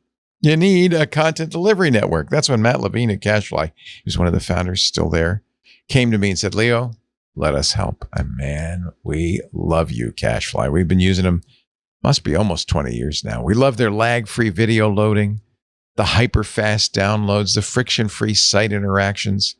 We're not alone. Adobe uses them, Microsoft, LG, the NFL, and many more rely on CashFly. CashFly has, the other thing I love about CashFly, first of all, I love the support. There's never a problem they can't solve. We've never, ever had to, say, we're going to be down for a day or even an hour because our CDN's down. They're just ultra reliable. It's amazing. But they're also innovators. And I really like this. For instance, they do something called the storage optimization system. We are early beta testers on this. Stored all our content, not on our servers. Normally that's how a CDN works. And then when the content gets updated, it loads it. Then you get a cache miss. So the user's waiting and the user sits there and says, CashFly's got to load it from another. No, CashFly, we use their storage optimization system, which means we store our content directly on CashFly. So there's never a cache miss. There's never any buffering. There's guaranteed quality of service. They also do image optimization. If you got a website or anything with images, this will speed up load times and reduce storage spend because they automatically optimize every image for every size screen and only serve the image that's appropriate for your user. They offer less than 1 second ultra low latency video for more than 1 million concurrent users. That's mind blowing. And consistent QoE over streaming. They also have things like a web application firewall, which is fantastic, protects your assets from online threats. They have a video on demand cache, which keeps your content on the edge for faster delivery. And CashFly is all over the world. So when I say on the edge, it's closer to your users no matter where they are. And you get that dedicated account management, 24/7 support. You get a robust global network, which lets you penetrate hard to reach markets because CashFly is everywhere. I can go on and on. As you can see, I love them. CashFly delivers rich media content up to 158% faster than other major CDNs and allows you to shield your site content in their cloud, ensuring a 100% cache hit ratio. CashFly, just ask our web engineer, our CTO, Patrick Delahanty. He says CashFly is like gaining an extension to the team, which is important because Patrick is a team of one. When your entire business model depends on delivering massive content, you can't afford to go it alone. And you can always count on personalized help anytime from a tenured expert who gets it. Engineer to engineer 24/7. Patrick loves CashFly. You will too. Learn how you can get your first month free at cashfly.com/twit. That's CACHEFLY.com/twit. Thank you, CashFly. Now, let's try it again. First, I'm going to put Paul in the middle because Paul belongs in the middle. Paul, it's like a Paul sandwich. And then we'll just see how it goes as we move on to talk about earnings learnings. You're Sorry. No. Indeed. Yeah, because my life is a living hell and this will never end. Lenovo, HP, and Dell have all now announced their earnings. Two of those companies have big cloud infrastructure AI things going on that kind of color this a little bit. So I'm just I'm going to skip right over a lot of it, but I'll just focus on the PC maker stuff. So Lenovo, biggest PC maker in the world, actually extended their lead in this quarter. Their PC business is up 12% year over year to $15.1 billion. They're doing pretty good. They basically own about 26% of the market. HP is doing pretty good. 14.6 billion in revenues. That might be the whole business, actually. Well, they're mostly they make PCs and they make printers. Printers are circling the drain, thank God. Well, and have been for decades, right? And so that one's like every quarter. And they can blame themselves for that. They did that. Yep. And they also did the thing where they, limited their printers to only using HP ink, and we can talk about that. But okay, they're actually going to cut another 4,000 to 6,000 jobs over the next 2 to 3 years. And they said those words everyone wants to hear in an earnings call, which is we're going to replace them with AI. Okay, good luck with that. And then Dell is doing great as a business, but it's because of their cloud infrastructure AI stuff. So their PC business was up 3%. And so this is all bubble. This is all AI bubble growth. We're building a lot of data centers. We've got a lot of orders for gear, whether we have it or not. Yeah. It's floating all ships basically, except for HP ship because they split that company up. Now the infrastructure part of it is a different company. So that's just kind of how that goes down. But yeah, from a revenue perspective, Lenovo, I put it wrong in the notes, I guess, but Lenovo, HP, Dell, they're all within striking distance of each other revenue-wise. Their businesses break up a little bit differently. Dell is very heavily commercial focused. HP is more evenly mixed, I think. I don't remember Lenovo, but they're probably more even. Is that just the printers, or really their machine sales are more consumer? Just PC specifically. Okay. Yeah. That's interesting. Yeah. Dell is like, I don't remember the exact numbers. It's in the article, but it's, I bet 80 to 90% of their PC revenues are commercial PCs, not consumer PCs. But they just rebranded to be terrible. So I don't know why no consumer would ever look at Dell and be like, fun. Hey. And then the crazy part is how much fun Lenovo seems to be having with their machines. Like they just build really crazy. Yeah. This is I appreciate companies doing this. HP used to be really big on this. They're not as big anymore with the experimentation stuff, but they still, okay. Sorry, my Notion thing just scrolled and now will not re-scroll. Here we go. Wow, that's acting very strange. Anywho, but Lenovo now seems to be like big and just, we're going to try new stuff and see how it goes. And I like it. I like what they're doing. Notion is not working good. Let me try this again. I don't know what's going on here. Usually don't have problems with Notion, but it's a new day, I guess. Yeah, it's one of those kinds of days. Welcome back to Pennsylvania. Random things don't work. Yep. All right. Well, I'll just look this up manually like a peasant. So I don't know, yesterday, I think the day before, whatever it was, 2 days ago, Microsoft released a new SLM, like a local small machine model. Small language model, yeah. Small language model. This one is a little different though, right? And so it a bunch of keywords in here, but it's agentic. It's an agentic small language model, but it's for computer use. And this is that interim thing where the mouse cursor moves around and buttons get clicked. It knows to understand the screen and what it could do there, et cetera. Like if you've done any of the early agentic browser stuff, you've done something probably where either in the browser itself or maybe in like a window inside the browser, which I think is how, is it Microsoft that does it that way, or one of the companies does it that way? It like, a little mouse cursor moves. It's like the computer's using the mouse. Or using the computer or whatever. It's kind of crazy. So they call this a computer use model. So it's agentic. Yeah. I see this as an interim step. I don't think this is the end game, but the idea is this thing has been trained specifically to use your mouse and keyboard and complete tasks on your behalf. We're never going to stop using these tools.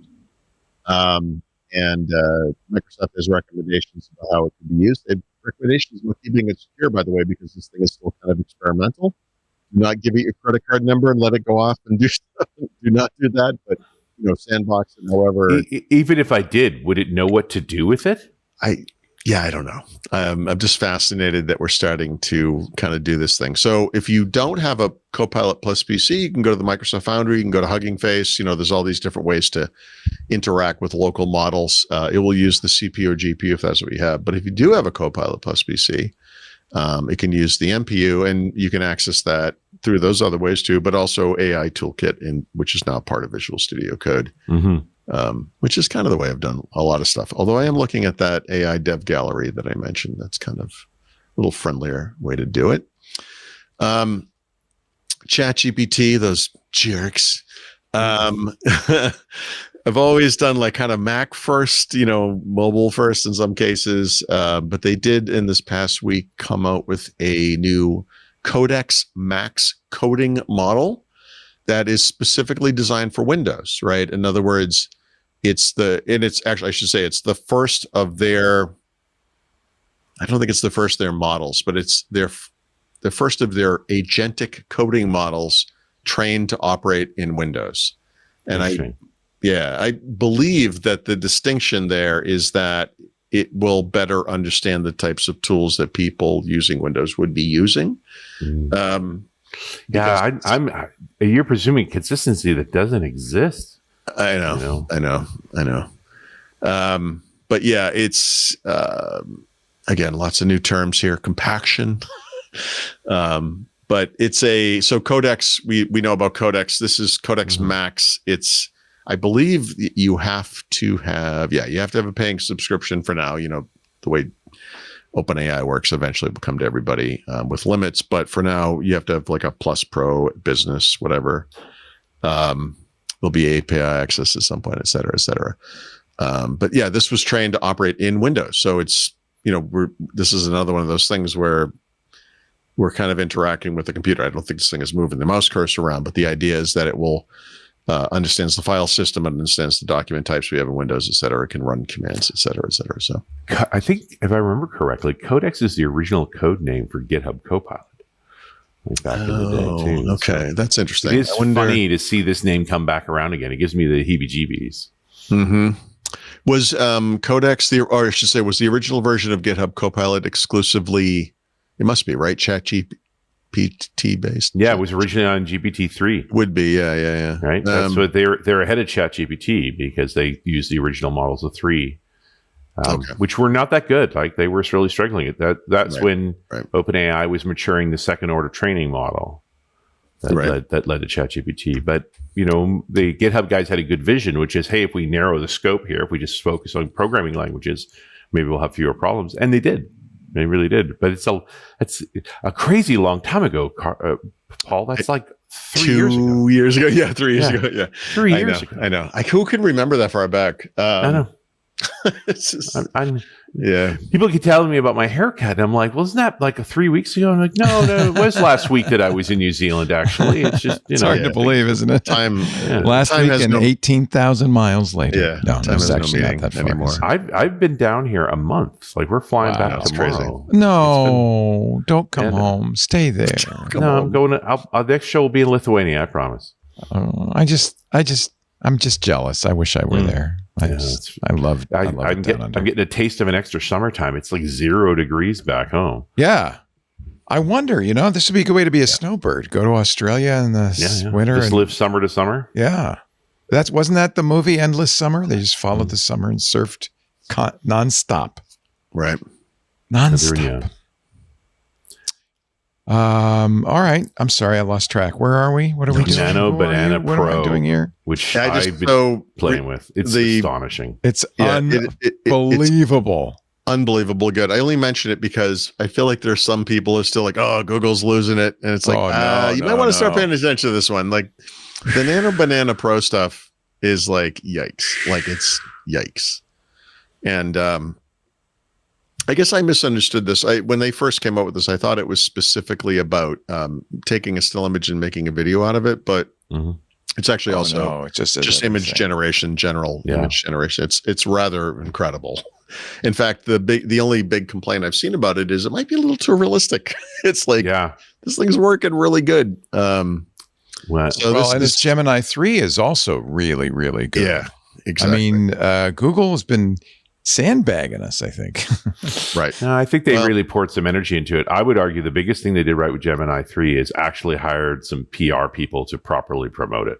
Maybe they had been botching this, not out of that, but this time they had the influencers involved. Like they did all the things to make it show in its best light. It helps that it also is pretty darn good. It's really good. Yeah, and I that's the thing. Like the narratives thus far has been like they've been face rigging it since Microsoft came out with Copilot, but it's like, well, yeah, I don't know. They invented a lot of the stuff. Remember, but even in that Sydney Bard days, when you actually took away the drama and counted the errors and mistakes, and both of them were having problems.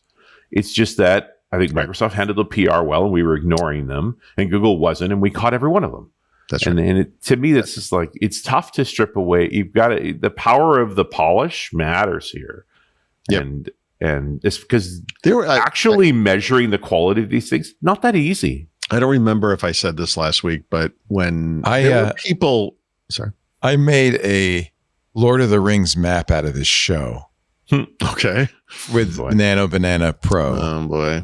This is the type of thing it's really good at. So it's really good at infographics, which this is not a good example of, but look at that. I just pasted the Notion outline. Colleen Baines is rolling in a grave right now, but wow. And look at that. Run as radio Christmas gifts. Get ready, kids. This is exciting. Oh, don't look it down in the corner.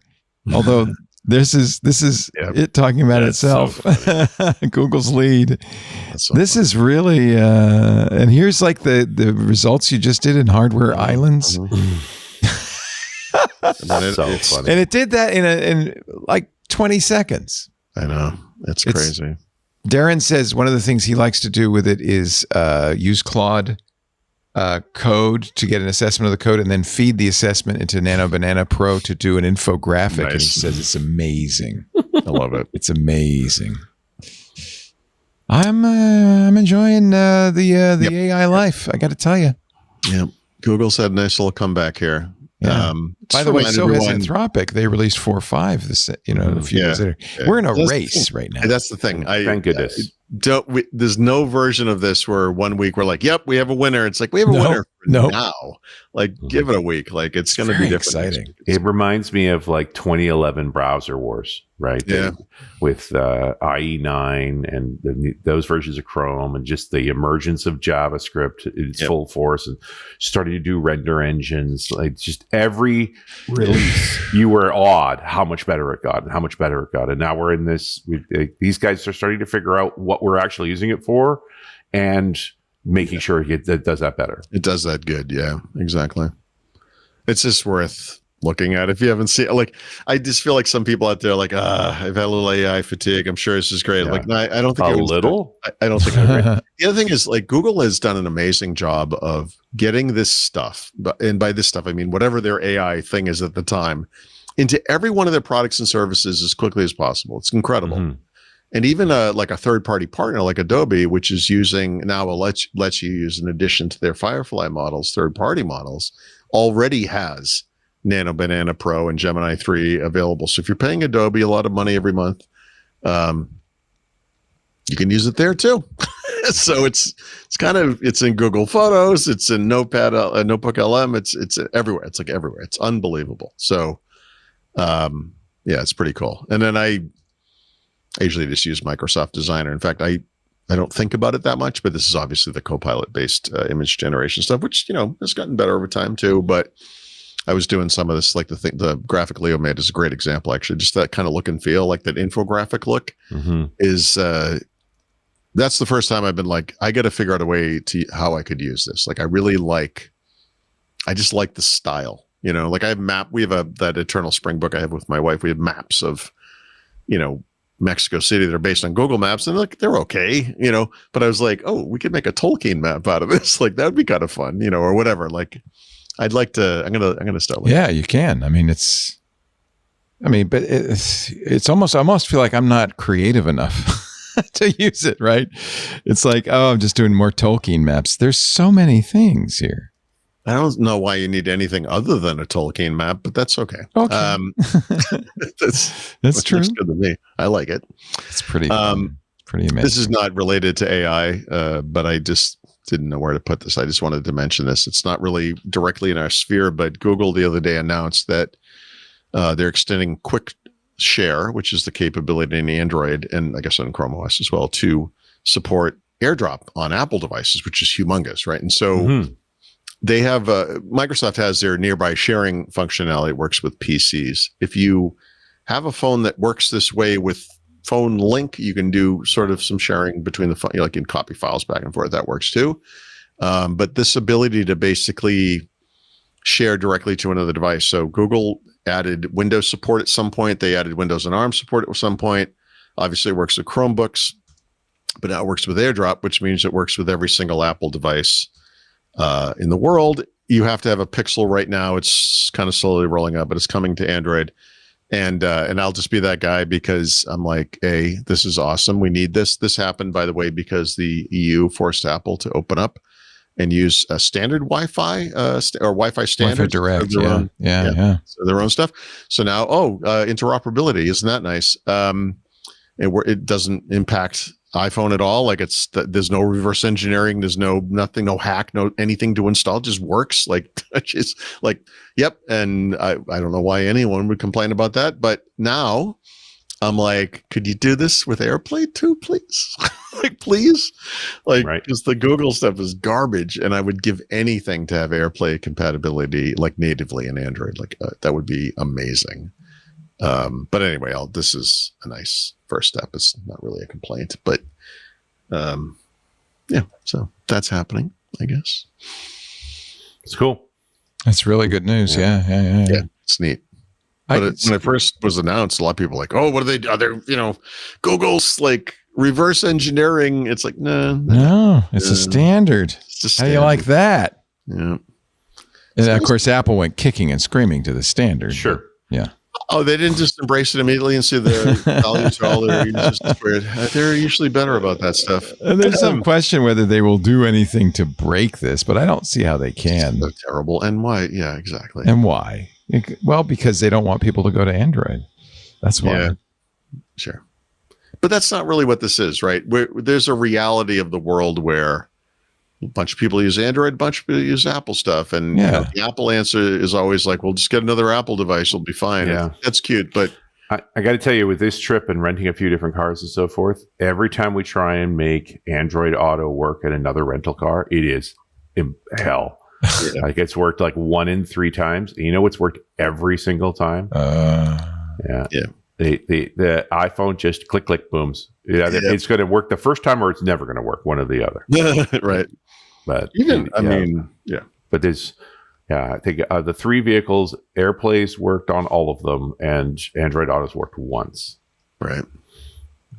It's the first time I felt like I want an iPhone. Yeah. Just, but For me, it's the Does your wife have an iPhone? How is it that you're able to? My son-in-law. He's traveling with us with the baby. Aren't you glad? Aren't you glad? It's the thing. It's like I have 2 different Pixels and an S28, and can't get any of them. That's amazing. This particular car. Yeah. So out comes the iPhone and bink. All right, we're done. Yeah. Wow. Yeah. Well, there's something to be said for it just works, Well, and it's this is the power of the walled garden, right? Exactly. It works exactly one way.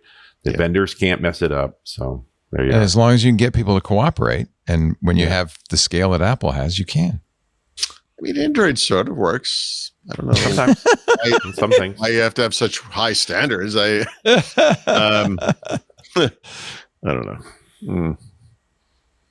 They mean well. Okay. They're trying. They're so cute. Yes. Look, I'm just glad it's not Microsoft floundering like this. Normally it'd be Microsoft doing the Windows Phone thing. That would be terrible. Yeah. And then, Yeah. Now it's all right. Android. Are we taking a break? For Xbox? I'm sorry. I was wondering what you were pausing. I could tell. I should have known. I felt the You felt the gravity. Slow down the gravity. It was like, Leo, you want to do something? I do. I want to say you're watching Windows Weekly with the wonderful Paul Thurrott and the lovely Richard Campbell. And we are so glad you're here. Now it's time for the Xbox segment. We've all been waiting. Paulie? Indeed. Trying to find the live chat again. I just clicked in Discord and I'm like, where? It's in here somewhere. That might be it. There we go. Okay. God, there's something just not working on this monitor. So Discord is scrolling. I think you should send that development machine back to me. I think there's something going on here. It's so weird. So Discord might have an infinite scroll, meaning you can go back as far as it goes back, and if it does, it's never going to stop scrolling. It just keeps going. It's like going back up. I'll let that go. I do like that 1000th episode mug in your backdrop there. And I thank you for sending that. Couldn't have done it without you, man. I mean, you could have actually, but I appreciate that you didn't. Yeah, so it's up there now. Yeah, so Xbox, yes, there's some stuff going on, and most of it's pretty good. Today, Microsoft announced that Xbox Cloud Gaming, which no longer is a beta after literally 6 years, by the way, gaming usage of this service is up 45% year over year. I mean, that's not that hard. Remember, it used to be exclusive to Xbox Game Pass Ultimate. Now, some version of it is available in all the Xbox Game Pass tier. So people are actually using it, right? So, 45% of a very small number is probably still a very small number, but it is available worldwide, etc. If you are paying for Xbox Game Pass Ultimate, my apologies. Good luck with that. But you can now get up to 1440p streaming quality on some games. I think it's like 40-ish games. They're going to improve that over time, obviously. I assume this is a bandwidth and latency constraint problem, right? Like, it ain't up to you per se. It's like, what pipe have you got going in your house that we have any chance to haul that much data to you? Yeah, I mean, even in this place, which is not a big place, we have like 3 Wi-Fi nodes, like Eero 6E or whatever. Mm-hmm. And when I play online, I still connect to a wire, just to help with latency. I mean, what are you going to do? But I mean, that's just basic reality. So your mileage may vary. You might have a better. By the way, I did refit the farm with Ubiquity before I left. Oh, nice. Okay. Oh, that's a gift. Very nice of you. Well, he visits, so he's like, actually, I kind of need this. It's a benefit for me too. I want some bandwidth. Do you mind? Yeah. Do they have good internet? Yeah, they've got fiber into the farm, but they should have Ubiquity. How many access points did you put in? I just put in a pair. It's not that big of a place, but the real plan is I'm going to pull out a microwave relay and fire it down to the milk shed. I was going to say the milking barn needs its own connectivity. Next. Well, what it needs is a live cam. So once you get the connectivity, the camera will follow. The camera will suck it all down. It's like, the game's not working. I love that idea. It's very funny to see my cousins talking IoT things about instrumenting cows. And I'm like, finally speaking my language, something I can relate to. We have a policy for some of the cows. You're like, nice. Here we go. Here we go. And then we got this one already. Oh, and then tied to the 1440p deal is they're going to support per game resolution configuration by the user, so you can kind of tailor each game. And 1080p is pretty much what you like, just auto up to 1080p, but you could set it to 1080p or 720p, or if you have ultimate 1040p, which is like max quality for now. So yeah, okay. I don't know. It's just the games I play, this is never going to be acceptable. I don't know. And then in addition to the full screen experience stuff, which debuted on the ROG Xbox Ally Gaming handhelds, they're doing only on those devices for now, but I think this will spread across all PC, is the ability to have game profiles as well. So per game profile. So not just the resolution, but just an actual profile for like, this is not for streaming games, this is for all games. So you might say something like, the game profile is, I want this thing to always run at 60 frames per second at the exclusion of everything else. So you could just say that you could configure that, and it would, kill your battery life. It would, do all the other stuff it has to do, kill everything else in the background, whatever it is, to make sure this thing runs as well as it can and possibly gets to that target that you've set. So yeah, I mean, that seems like a pretty good idea. I like that kind of thing. And then a couple of these are kind of a little on the outside, but this one's at least Microsoft, in keeping with their ongoing kind of technology preservation efforts. There's always like a Scott Hanselman angle to these things, like the Commodore 64 stuff and everything. He's all in on that new 64. Like, he's an investor. I know. He's sitting on the board. Like, he's going to be like writing like software for this thing and sell it. Man. It's amazing. When I get him on stage, inevitably that's what he pulls out. But he's been running around with that mini Altair everywhere lately. He's to Ignite. I love how laser focused he is on the past, like this kind of stuff, because I care about this stuff too. I think it's I don't know if you've seen that new keynote of his where he talks about these were the promises were made. Like, where are they? Yeah, it's really profound. I love the way he talks about that. It's great. Yeah. So meantime, the Zorks. Yeah, so you can kind of follow the progression on this. If you're familiar with the history of our industry, you know that like Colossal Cave Adventure essentially was a PDP 10 game. This is there's a parser and you type text, and if you get it right, it does things. If you get it wrong, it says you're written by a GRU, whatever. So the guys that made Zork, there were 3 or 4 of them, were obviously inspired by this. The original, I didn't know this, but the original version of Zork was actually released on the PDP 10 as well, because it was of that era, like the mid to late 70s. Well, because its predecessor, Colossal Cave, was a PDP game. So they... Right.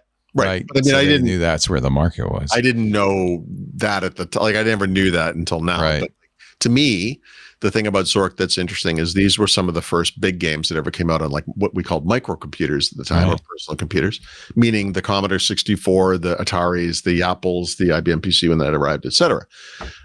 These were, text-based games, right? Obviously, huge successes. I mean, by the time the third one landed, they were selling like millions of these things. Yeah. There were, in my life, like I have very specific memories of things like the Sierra Quest games that were graphical games, but were essentially this type of game, but just with the graphic kind of thing happening. But there was also like interim games. Like one I remember was called I think it was Palantir, but it was like a Zork type game, but it was just be like still images, right? So as you went from place to place, it might throw up an image of the area or something that I thought was kind of cool. But these were just text. Yeah. And all 2-word commands. Yeah. Right. Yeah. Go west. Yeah. Take lantern. Right. So verb noun. Yeah. And they were available on everything that was available at the time. And they had there wasn't just Zork, obviously. They had a bunch of successful games, Infocom did, but they were bought by what company in 1986? Activision. And Activision has retained the ownership of this company ever since then. So Microsoft owns it now. Oh. So there was a guy who was a that's interesting. Yeah. So this guy who was like kind of I don't think he was on the Infocom like team, but at some point this guy actually put the source code to all of the Infocom games up on GitHub. And there were questions about the licensing. It wasn't really clear if this was okay, but Activision never pulled them down. It's still all there. And I think these are like the Z machine, like the Zilog, Z80 based computers that were kind of big in Europe, but not really in the United States. I think that's the version that is available. But now that Microsoft owns it, they're like, well, there are no questions now. And they put it, I think it's an MIT license. They're like, yep, it's all legal. Don't worry about it. So it's all good. Nice. And they have instructions if you want to run the original code. There's all these emulators that do all this stuff, and you can just run the game. It's fine. You can still buy them, by the way, if you want to buy Zork. I think the Zork anthology, which is these 3 games and a couple of others, is possibly $5, like on GOG.com if you want to buy them, and get images and boxes. It's actually an interesting story here because I'm going to bet this is the first game made with a game engine. So because in other words, right. They wrote this, Mark Blank wrote this, when he was at MIT, and as you said, wrote it for PDP. So they had to get it to run on a Z80. Instead of rewriting the adventure, the adventure was separate in a text file, and they just made what they called the Z machine. I'm sorry, I misinterpreted. Excuse me. So the Z machine is not a Zilog based thing. It's their little. It's their interpreter. It's a virtual machine. So in a way, it's the first game engine. Oh, I got you. Okay. And then, but what's cool about that is I think all of the adventures from Infocom, you can get the Infocom data files. But all you have to do is create a Z machine for whatever platform. Right. Which there are many, and the Microsoft Post talks about one of those things where you can just use it. Okay. Oh, I see. Yeah. Okay, that makes sense. So in other words, it was the same game running on a Commodore 64 or an Apple or whatever. Exactly. The text was exactly the same. Because, they just needed to write they wrote a Z machine for it. The Z machine, In fact, there is a whole interactive fiction culture now of stuff written for the interpreter. Right. Of course. I love it. Yeah. So it's very interesting. Now, do we throw an LLM into this? Does it make the game better? You can. In fact, I know people do use LLMs to play MUDs or text adventures. Microsoft has promised they have no plans to improve these games. They shouldn't. No, this is preservation. Yeah. Like I like that they're doing that. Okay. That makes it even more historic. Okay. Yeah.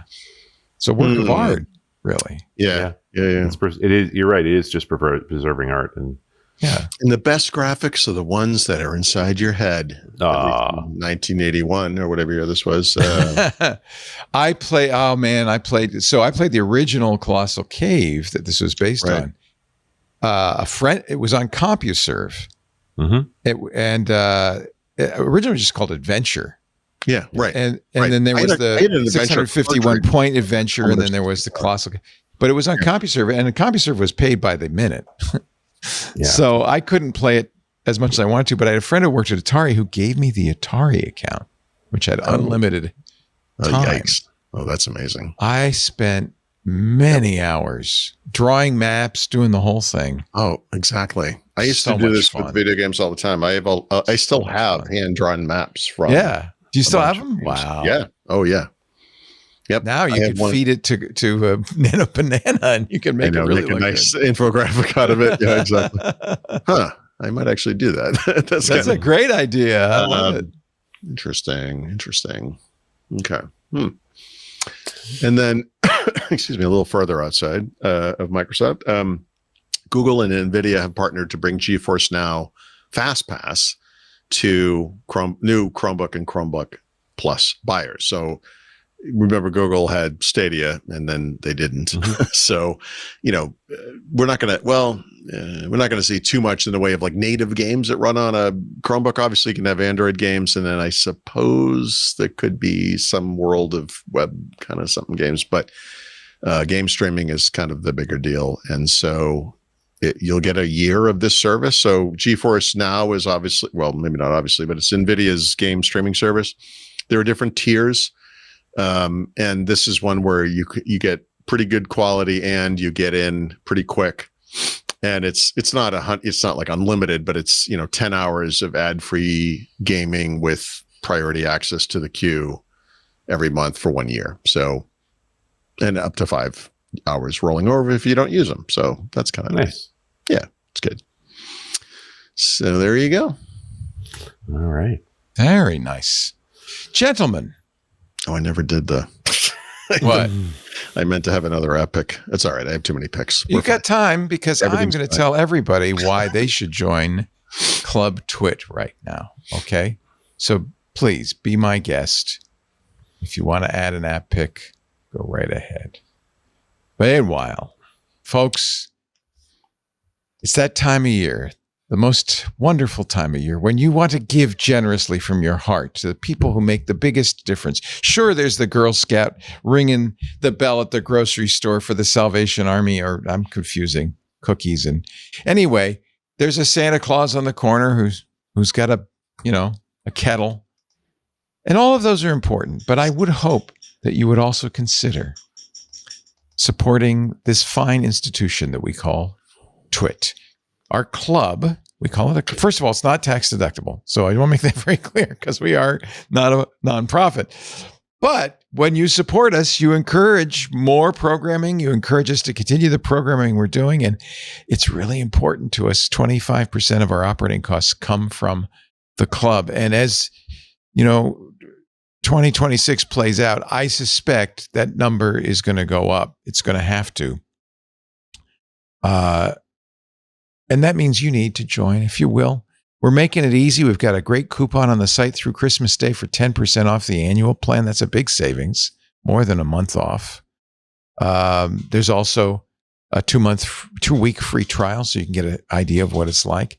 $10 a month gets you ad-free versions of all the shows. You get your own feed for every show. You get access to the Club Twit Discord, which is a really great place to hang out. I spend a lot of time in the Club Twit Discord, even not during shows, because these are great people in here, the kind of people you kind of want to hang out in with. And not just talking about the shows, but all the things geeks talk about. A lot of AI stuff. We have an AI user group once a month on the first Friday of every month. I love the ads Joe Esposito makes for us. He doesn't do this with AI, by the way. He does it with Photoshop. He's a Photoshop wizard. You could talk about all sorts of geeky stuff. We also do special content in the club. Let's see, we've got 6 events scheduled. The AI user group is this. Oh, we're going to do it Thursday. Okay. So it's this Thursday, a week from Thanksgiving, week from tomorrow, December 4th. We also have Stacy's Book Club, Photo Time with Chris Marquardt, the Home Theater Geeks recordings, Micah's Crafting Corner, many other events. We'll probably do another D&D soon. That was a lot of fun with Hammerbland, Mr. Paul Thurrott. Come on, go into the club, twit.tv/clubtwit. If you like what you hear on Twit and you want to hear more and you want to support what we're doing, we'd love to have you in the club. twit.tv/clubtwit. And thanks in advance. Now we return to the programming already in progress. Let us get Mr. Paul Thurrott in here. We've got whiskey coming up. Paul's going to start with the tip of the week. Yeah, this was my chance to use the Nano Banana image generation thing, but the real point of this was just that I like this. What is this demonstrating here? the graphic or the graphic? Yeah, it's just a teacher. It's an expert. It's an expert. Wrapped students. You know what's amazing, though? It wasn't so long ago that you would ask for something and the maps would be, these are actual maps, the maps are real and they work and the text works and there's 5 fingers on every hand. I mean, it's just, we've come so long, so far, so fast. It's really amazing. It's rather crazy. So I've been trying to, look, in my own little field, I guess I'm sort of an expert in certain things. But it occurred to me that, I still need help myself, right? And like, where do you go for help? It's interesting that, back in the day we had people like, Julia Childs or Rick Steves, like if you're into European travel, but as you step into technology, like our world has changed a lot. Like in our industry, the experts are always like the guys writing books, or they were writing in magazines and everything. And the truth is, like, I wrote for what was originally called Windows NT magazine. And one of the big problems back then wasn't finding experts. It was finding experts who could also communicate really effectively, right? Like that's actually a real skill, you know? And finding someone who can do like just is a genius at something, but then can communicate it to normal people is like very rare. And I had the privilege or the damnation to work with people like Mark Manassi, who was kind of a triple threat in that way. Great writer, great speaker, content, you know, genius, like expert, just amazing. But it's like, like who are these people? Like who are people like I look up to and trust, you know, that kind of thing. And I'm trying to figure out things like smartphone, you know, videos and like all the different formats and how that stuff works and all this, you know. And these days there's no book, you know, like you have to go. It's the YouTube. It's, you know, it's going to be online. But the beauty of that is, despite the fact there's a lot of bad information. Oh, there's a lot of bad. There's an infinite, but there's so much, and there's nothing you can't find out. By the way, Anthony asked Nano Banana to fix your lighting, and I think it's done quite a nice job. That's actually really nice. I know. Look at that. You look a little sad, but other than that, that's good. That's impressive, isn't it? Is there actually a light thing? That's we're doing a little. Good. It's so real. You believe it. I could turn down the lights, I guess. I don't know. No, that's nice. It's got a hair light. It's really, no, seriously. Look at the outline of your head. Hair underlighting is what I need. Like, yeah, that's what. Nice. Yeah, that's it. And yeah, there's a little reflection in the bite there poster. Lights in your head. Like, yep, yeah, I'm doing all AI now. It's funny. I was like, I randomly pulled out a couple of guys that I thought were really great. Like, if you want to know anything about like wearables and stuff like that, there's a YouTube channel and a blog, actually, DC Rainmaker. This guy's like unbelievable, and he was so good at this stuff. He goes to all the Apple events now and everything. Like, he probably wears like 5 or 6 different trackers all the time, but he has like the kind of medical equipment stuff where you can see if, like, what's accurate and what isn't, and if that's the type of stuff you care about, like, that's actually really good. I also found a really good guy for just like iPhone photography and also iPhone, I guess, you know, video recording as a professional photographer. He invented a clamp that's basically like an iPhone. Well, it's a clamp for an iPhone to use on a tripod or whatever. Tyler Stallman is this guy's name, and the Stallman clamp is the thing he made. Like, there's a lot of, you know, it's like finding, like, if you're a homeowner, for example, like, you know, you got to find guys you can trust who are like carpenters, electricians, plumbers. Like, you need this stuff, right? Like, if there's an emergency on Christmas Eve or whatever, which we have experienced, not only are you going to pay through your nose, but you're going to want the guy who shows up to actually know what he's doing. And like, it's nice, like it's key, like finding these kind of people. So it's interesting to me that even in like technology, because you can't know everything. I mean, there are just certain topics, like, I'm like, I need help, you know? And so it seems to me a lot of this stuff is occurring on video these days, you know, but not on TikTok, because that's where the idiots go. You know, you're better than that. I thought this is where the idiots go. Okay, good to know. Yeah, all right. Well, they're here too, but I've been going to the wrong place all along. We're all idiots. It's okay. And apropos of not apropos of nothing, but Xbox is having a Black Friday sale.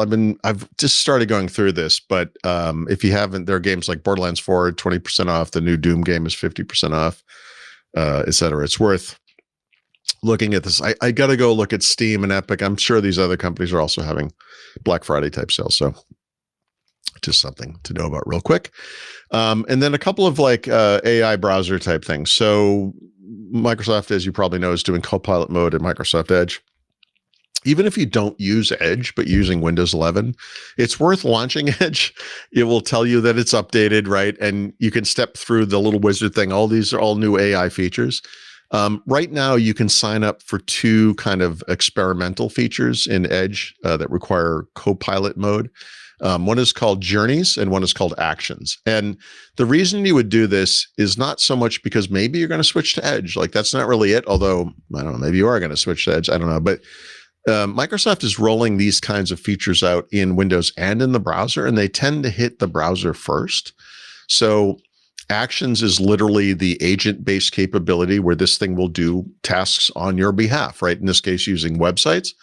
Order me this using my credit card, or look for this thing on sale, the type of thing we've been talking about. So it's worth looking at for that reason, because this is coming to Windows. And then the Journeys feature is essentially like the memory type feature, but it's tied to not just remembering everything you ever chatted about, but you might do these research searches or queries, I guess, or whatever they are, prompts, where you want it to do deep research, and it will remember that as well. So if there's more information or another source of information or whatever, you can actually add it to previous research through Journeys. So this is, I look at these things and I think these are kind of core Copilot features, meaning they're actually kind of core AI, in one case, agentic features.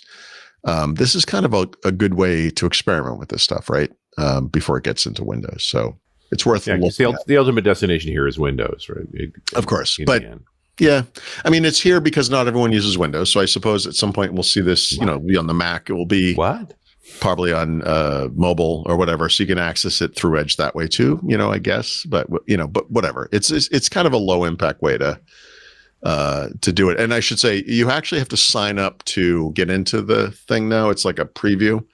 But once you do, you'll be alerted. Then you can just turn it on and then you can use it. So I did this, I don't know, a week or two ago, but I just noticed I'm in everywhere. So I can start using it, and I'll probably write about it. Well, Edge gets very upset with you if you're not logged in as something, because it's like, we want to synchronize between your different browsers. Yeah. I know you keep presenting this as something helping me. It's really helping you. Yeah. It's the Hydra model. It's important that we have our fingers in everything. Yeah, exactly. And then just semi-related to this, Comet is the Perplexity web browser. I think the initial version, was it Windows only, or was it Windows and Mac? I don't remember, but it's at least on Windows. It is on Windows. Mm-hmm. Is now available on Android as well. So if you're an Android user and a Perplexity customer or whatever, that browser is available. That I have not looked at yet either, but I am curious about it. So cool.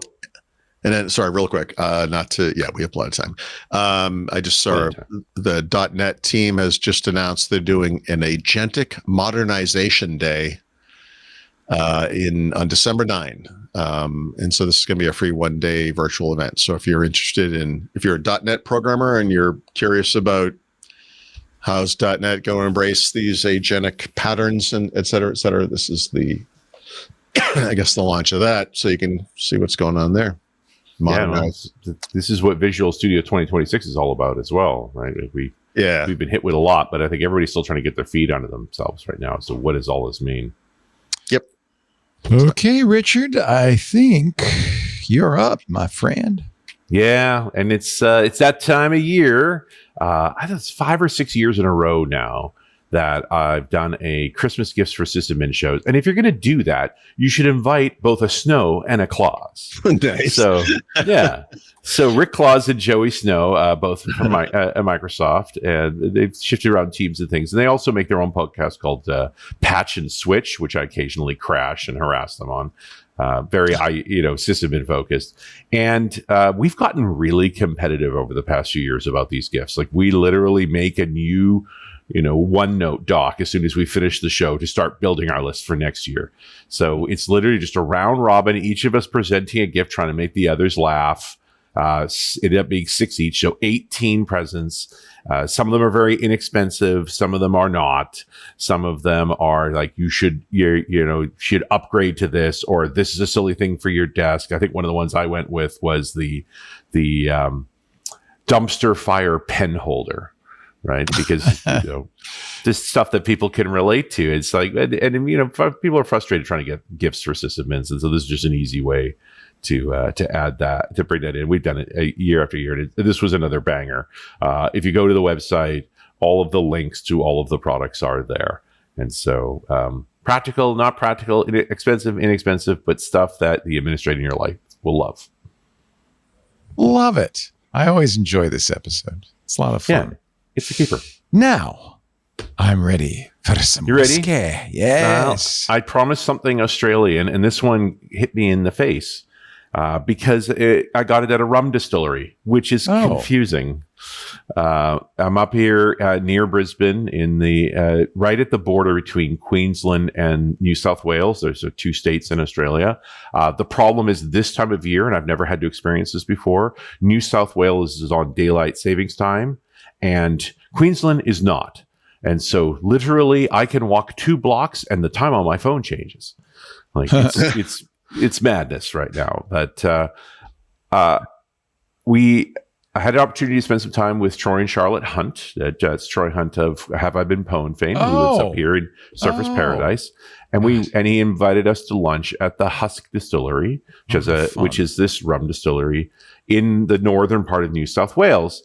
And they make a whiskey there. And so I started digging into the story a little bit. And we have to rum turns out to be really important in Australia. It's kind of been an essential part of Australia since the very beginning. So famously, I think most people know that the English colonized Australia using convicts. In 1788, England's first fleet arrives in a place at that time they called Eora. Today we call it Sydney, with 11 ships full of convicts, the soldiers to supervise them, initially the Marines that were eventually replaced by the Army, 2 years worth of food because they needed to colonize, they were going to have to grow things and so forth, and 4 years worth of rum. And because it was a convict colony, they didn't really bring much in the way of currency of any kind. And so for a number of years, that whole area operates on barter, and the barter product of choice is rum. Now, they're also not making rum, so they're importing the rum from India, from the English colonies that are in India at that time. And so this entity gets formed, largely run by the Navy, called the New South Wales Corp, or as we generally refer to, the Rum Corp. And they're bringing in that rum and managing it. And there's pressure between the Army side and the Navy side about how it becomes relatively corrupt, because you're literally in control of currency. Rum is the main thing there. So there was a soldier by the Captain John MacArthur who is largely managing the rum business and has folks that he's working with on the Navy side to bring in certain runs, controlling distribution. And so essentially has control of Australia's economy. And then one would argue does a fairly good job of it, right? Although it does reach up a point that is the only time that Australia has ever had a military coup. And it was over a guy you may have heard of. It was William Bligh, as in Mutiny on the Bounty. The same guy. Mr. Christian? Yeah, at some point you got to think, maybe it's you. In 1806, William Bligh, and again, he's a Navy man, he's a captain at that time, becomes the 4th governor of New South Wales. Now, New South Wales was the only state. It was much bigger on the east than it is today. There's about 7,000 colonists, and they're struggling, of course, as any colony does. There's food shortages, there's the trade things, like stuff hasn't happened the way they were told it was going to happen. The Army folks that they brought down under a guy by the name of Major George Johnson, they've basically been told, like, look, you're going to the New World. You're close to the Southeast Asian trade route, so that's all the spice trade, so forth. Like, you're going to be rich men, but you're moving to a colony where they're just trying to make food, right? You're not there yet, and so they're all a bit frustrated. And in comes this new governor, and he's trying to run it like a naval operation. He's quite upset at what's going on with rum, so he's trying to take control of it. He's restricting what ships can enter the harbor. He wants to charge taxes, all that sort of thing. And so eventually this escalates to the point where MacArthur, who is actually a private citizen because he got into trouble in the Navy, he's been fined for some of his activities, but he refuses to pay the fine, and he refuses to go to court because the judge involved owes him money, because of course he's the rum guy. This finally escalates to Bligh himself. Bligh goes to the senior Army guy, this Major Johnson, and Johnson's response is to appoint himself lieutenant governor and arrest Bligh, the governor, and wants him to go back to England, basically in disgrace. And Bligh refuses and stays under house arrest for an entire year, and then finally boards a ship ostensibly to go back to England, but doesn't. Instead, he sails down to what's known as Van Diemen's Land, which we talked about on a previous show. That's actually Tasmania. which is run by a different guy, a guy named David Collins, who's the lieutenant governor down there. Collins doesn't want to help him because apparently nobody likes Bligh, actually. And so he ends up stuck in Tasmania for another year. He stays in Hobart. By 1810, there's a new governor arrives, a guy named Lachlan Macquarie. So Bligh, in theory, his 4 years have gone by, and this is the new guy. And so this is when Bligh goes back to Sydney, and he finds out that both MacArthur and Johnson had already left for England the year before to plead their case back to the Crown as well. So then he sails for England. It doesn't go well for MacArthur and Johnson ultimately. MacArthur at that point was a civilian, so he is ordered to be tried for treason, but in Sydney on the other side of the world. And he manages to negotiate that down to, I will go back to Sydney, but I won't face a trial. But he'll never be in public affairs again, like not be elected or anything and so forth. So he goes home in 1870 and lives comfortably. Johnson is a soldier and is court-martialed for his actions in the coup, but then also returns to Sydney in 1813 is just as a settler. So interesting that these folks ultimately did go back to the colonies, right? They did have land grants and things, so it was a big deal. And Bligh doesn't go back. He is largely exonerated, like not entirely, and eventually becomes vice admiral, dies in 1817. So there's the crazy. How big was rum in Australia? So I mentioned Lachlan Macquarie, which has towns and roads and things named after him. In 1811, Macquarie knows that they need a hospital for the convicts, and he has no money. So he makes a deal with three men, a guy named Alexander Riley and Gardner Blaxell and Darcy Wentworth, who was actually a doctor, to give them a short-term monopoly over rum trade in Sydney. To up to 45,000 gallons of rum in exchange for building a hospital. So ultimately, this is known as the Rum Hospital. And by the way, that building still stands. It gets finished in 1816, so it takes about 5 years to build, operates as a hospital until 1848. Today, the south wing of that hospital is the Mint, because it was built on rum because they had no currency. So now the currency's made in the building. And the north wing of that building is the Parliament House for the state of New South Wales. So as much as it was built on rum, it's a big, important building. Sort of wrapping up the rum side of the story, up in this area, the Queensland is where most sugar cane is grown here. It's one of the crops that grows extremely well in this subtropical environment, right? We're at about 31 degrees south. And so sugar cane is grown extensively here. And this area was not initially known as Brisbane. It was known as Moreton Bay, which is still called Moreton Bay, and it's where we get Moreton Bay bugs and so forth. There's islands and so forth in the area. And it was a secondary colony. It was built as a place for sort of the worst of the convicts. So they moved them up here. But within a couple of years, it was self-sufficient. It operated quite well. And by 1848, the convicts are gone. It's now a Brisbane town. It becomes a free settlement. More people move in. And ultimately, by 1859, the colony of Queensland becomes its own state, separates from New South Wales. And today, by 1863, they're growing sugarcane. Up today, it's like 95% of sugarcane. 95% of what sugarcane grown in Australia is grown in Queensland. And the rest is like in northern New South Wales, just over here where I am, very close by. Now, when you grow sugarcane, it's arguably to make sugar, so you have to process it. And one of the byproducts of that extraction is molasses. And typically that's what you make rum from. Most rum is derived from molasses. But that equipment is fairly big and expensive. And in 1869, there's been now a few small sugarcane operations around Moreton Bay. So there's this ship called the SS Walrus. It's a converted sailing ship, and they have a sugar mill on board, but they also have a still. And so they actually were licensed to do this for a few years, and it would travel around Moreton Bay from sugarcane plantation to sugarcane plantation in the harvest season, and they would process the sugar and make the molasses into rum. Now, by 1872, there are other distilleries being built on land, and so they lose their license, and they keep doing it anyway because it's very profitable.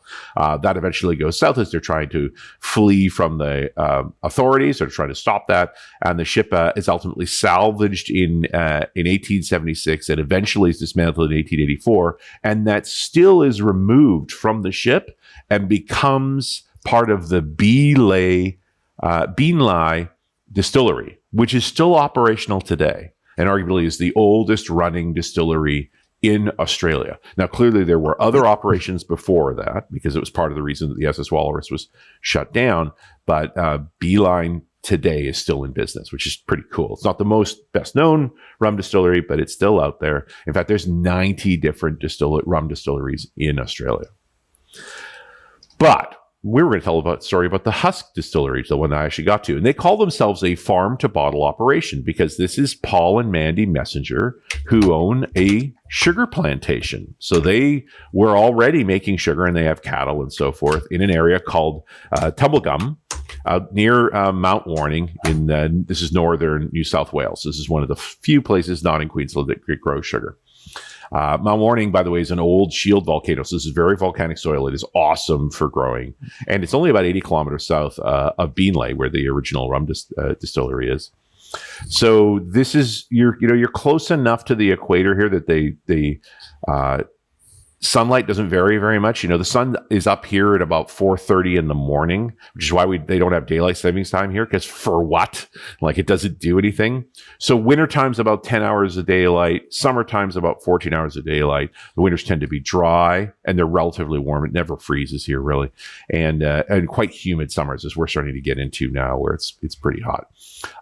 Paul Messenger fell in love with what's known as rum agricole, which is the French name for rum. And that is rum made from the sugarcane juice, which you would normally use to make sugar rather than molasses. Now, agricole is not the only thing they do with sugarcane juice. This is cachaça, the Brazilian alcohol, is made with sugarcane juice. This is what you make a caipirinha from. But he wanted to make agricole, which is this kind of specialized lighter rum. Instead of going from the dark stuff that comes from molasses, you're using the sugarcane juice. He made his first batches in 2012 using a column still, and he had a small Spanish spot still as well, and put it up in barrels to age, and then realized, hey, I'm still years away from making good rum here. So he starts making a gin, and kind of knocks it out of the park using local botanicals. And then he did a gin he calls the ink gin, which is it's that purple gin. There's a few of them around there that changes color depending whether you put water in it or tonic and so forth. He made deals for aging his rum with Penfolds. He got Penfolds wine barrels, which these are 300 liter casks that have been used for 5 or 6 years to mature wine. They're European oak, and they scrape them and char them and then use them to make their rum. And they've done so well on the rum side that they started cultivating other kind of sugarcane. Most sugarcane is grown to make sugar. And so you use the species that make the most sugar, and the molasses is a byproduct you make rum from. But because they were making rum first, they actually have been switching up their species to a different cultivar called Badilla, which makes a sort of murky sugar. Like, you don't like it for sugar, but boy, it makes good rum. And so a few years into this business, Paul and Mandy travel to Scotland and end up striking up a relationship with the Cardew Distillery. This is one of Diageo's distilleries, really heavily involved in Johnny Walker. They connect with the master distiller there, a guy named William Buzz Hutchinson, and get a taste for what whiskey's about, even though they're clearly in the rum business and set up for that.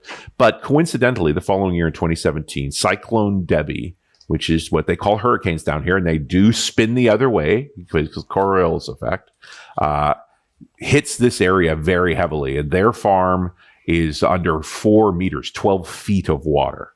So the original distillery is destroyed, a lot of the structures and so forth. It takes them years to recover.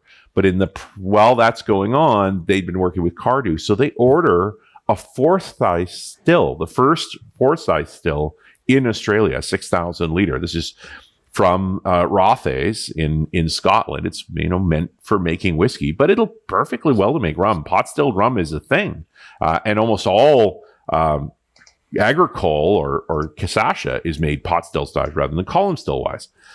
And so that year, while they were still recovering, and the sugarcane harvest was messed up and so forth, they decided to make a whiskey using this pot still. Now, they don't use barley, but they have relationships with the local breweries, specifically one called the Stone and Wood. And so Stone and Wood made a wort for them that they then distilled into whiskey. And that's what we got to taste while we were there. The distillery was all rebuilt in 2019. They built a much larger one. They have the bigger stills now. They built out in the next year 1,000-barrel aging structure, a rack house, and a great restaurant and viewing area. It's used for weddings and so forth. It's very, very beautiful. They've been through other storms and things since in 2022. So this edition, they call this sidetrack for a reason, because they're not a whiskey maker. They're a rum maker. This is a sidetrack, is a distraction. And they've done it every year since 2018, where just before the regular harvest of sugarcane, they get a run of wort and they make a couple of 1,000 bottles of whiskey as this sidetrack. So distilled in this copper pot still, the Forsyth still, then they put it into used rum barrels for 5 years. And so there's only been a couple of editions of it, and I got to taste the 2023 edition. That's about 85 Australian dollars. There's only 2,000 bottles of it. It's numbered, and it is very rummy. The fun part is I was also able to taste a 20-year-old rum of husks that is aged in the beer barrels from Stone and Wood. And so you literally taste a rum that was aged like the beer and a whiskey that was aged in the rum. And I could tell the difference between them. It's very much a difference between a sugarcane made product and a cereal made product, but the woody flavors are in common, and they're delicious. Hard to find.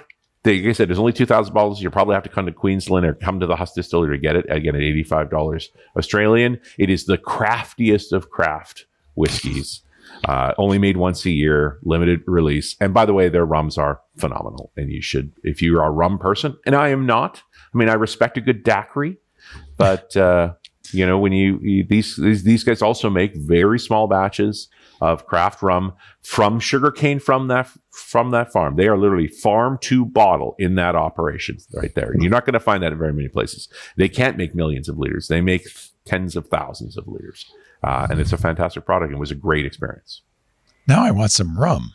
Yeah, I'm with you. It was an agricole rum appeals to me far more than the sort of traditional molasses. It's good. Totally different feel to it. So yes, good. I had an aged rum tasting while I was there. And people do drink rum like they drink whiskey. You can get good 100%. Rums that you drink straight. Yeah, absolutely. Sipping rums without a doubt. And Rory, the bartender there, took good care of me, and I promised him I would send him a link when we put this up on the site about talking about. There used to be a rum bar in San Francisco that had hundreds of rums. I don't know if it's still around down by the. There are lots of folks out there that take their rum very, very seriously. Yeah. So. When are you guys going to be together? Pretty soon, right? Yeah. 2 weeks. I'm going to come back from Lithuania on the 6th of December, and stopping in Philly for a special event on the 10th, which is also the day we're going to shoot Windows Weekly. So I'm going to have a few days. I'm just going to grab a car, drive to Lower Macungie, and harass the Throats for a few days. Oh, you're going to do it not in Mexico? I thought you were going to do it in PV or somewhere. Oh, you're going to do it in Macungie. Yeah, we're going to do Mexico in January. That's another thing. So I think we're going to do our holiday show, just the three of us, when you're there. We don't have an agenda for it. You don't have to prepare notes. It's just going to be sitting around telling stories, sipping whiskey, telling stories. How about that? Okay. So think of some good stories, some good tales. Think of some good stories from the front. Boy. Wow. You guys are good storytellers. So I'll tell you the story about the lumberjack competitions going on outside my window right now. Man, oh man, oh man. Ladies and gentlemen, this concludes this interesting edition of Windows Weekly. Paul Thurrott is at thurrott.com, THURROTT.com. Become a premium member. There's lots of stuff behind the paywall, but there's lots of stuff in front of it too. His books at leanpub.com, including The Field Guide to Windows 11 and Windows Everywhere. Richard Campbell is at runnersradio.com. That's where you'll find that show, as well as .NET Rocks. And, of course, don't forget the holiday show with gifts for sysadmins this week at runnersradio.com. We do this show every Wednesday, about 11 a.m. Pacific, 2 p.m. Eastern, 1900 UTC. You can join us live in the Club Twit Discord, but also on YouTube, Twitch, X.com, Facebook, LinkedIn, and Kick. You don't have to be a member to watch us live. You just have to be patient. And we then do edit out all of the glitches, we hope. I don't know if we're going to get them all out for this show, but we edit out most of the glitches anyway and post it on the website, twit.tv/WW. There's a YouTube channel dedicated to the video of Windows Weekly. And you can subscribe to the audio or video on your favorite podcast client. Do leave us a good review, if you would, a 5-star review, so that the rest of the world can discover this fabulous program. Paul, have a great Thanksgiving as the cooking begun. Oh, yes. This is a hub of activity. Oh, how fun. Or as I called it, a hubbub of activity, which doesn't really mean anything. But yeah, it's been busy. Hubbub. Hubbub works, yeah. I would just, my thought is get a nice glass of eggnog and rum and stand there sipping it, watching. I mostly just stand by the side and just criticize. Yeah, exactly. That doesn't look like whipped potatoes. That's not the only pie you're going to make, is it? Is that the only pie we're having? It's like, how big is the turk? 26 pounds. And then, but we have another one just for us because we go to my sister's. It's a bunch of people. Right. And wow, that's big. You need a big oven. Like that just takes up a lot of room. Yeah, it's a big bird. Yeah. I'm making a little one, just a 10-pounder, because there's only going to be 4 of us. Yeah, I don't know. The other one must be 15 or less, 12. I don't know. And of course, Richard, there's no Thanksgiving for you, but you could go surfing this afternoon if you want. Do not you dare celebrate this holiday, you bastard! We occasionally have Americans come up for Canadian Thanksgiving just because reasons, and then sometimes we pop down too and get another one that way. So good, you did it twice. Yeah. Richard Campbell, Paul Thurrott, thank you for being here. All you winners and dozers, thank you for being here. Have a wonderful, if you're in the U.S., have a wonderful Thanksgiving. And we'll be back in December for the next Windows Weekly. We'll see you then. Bye-bye.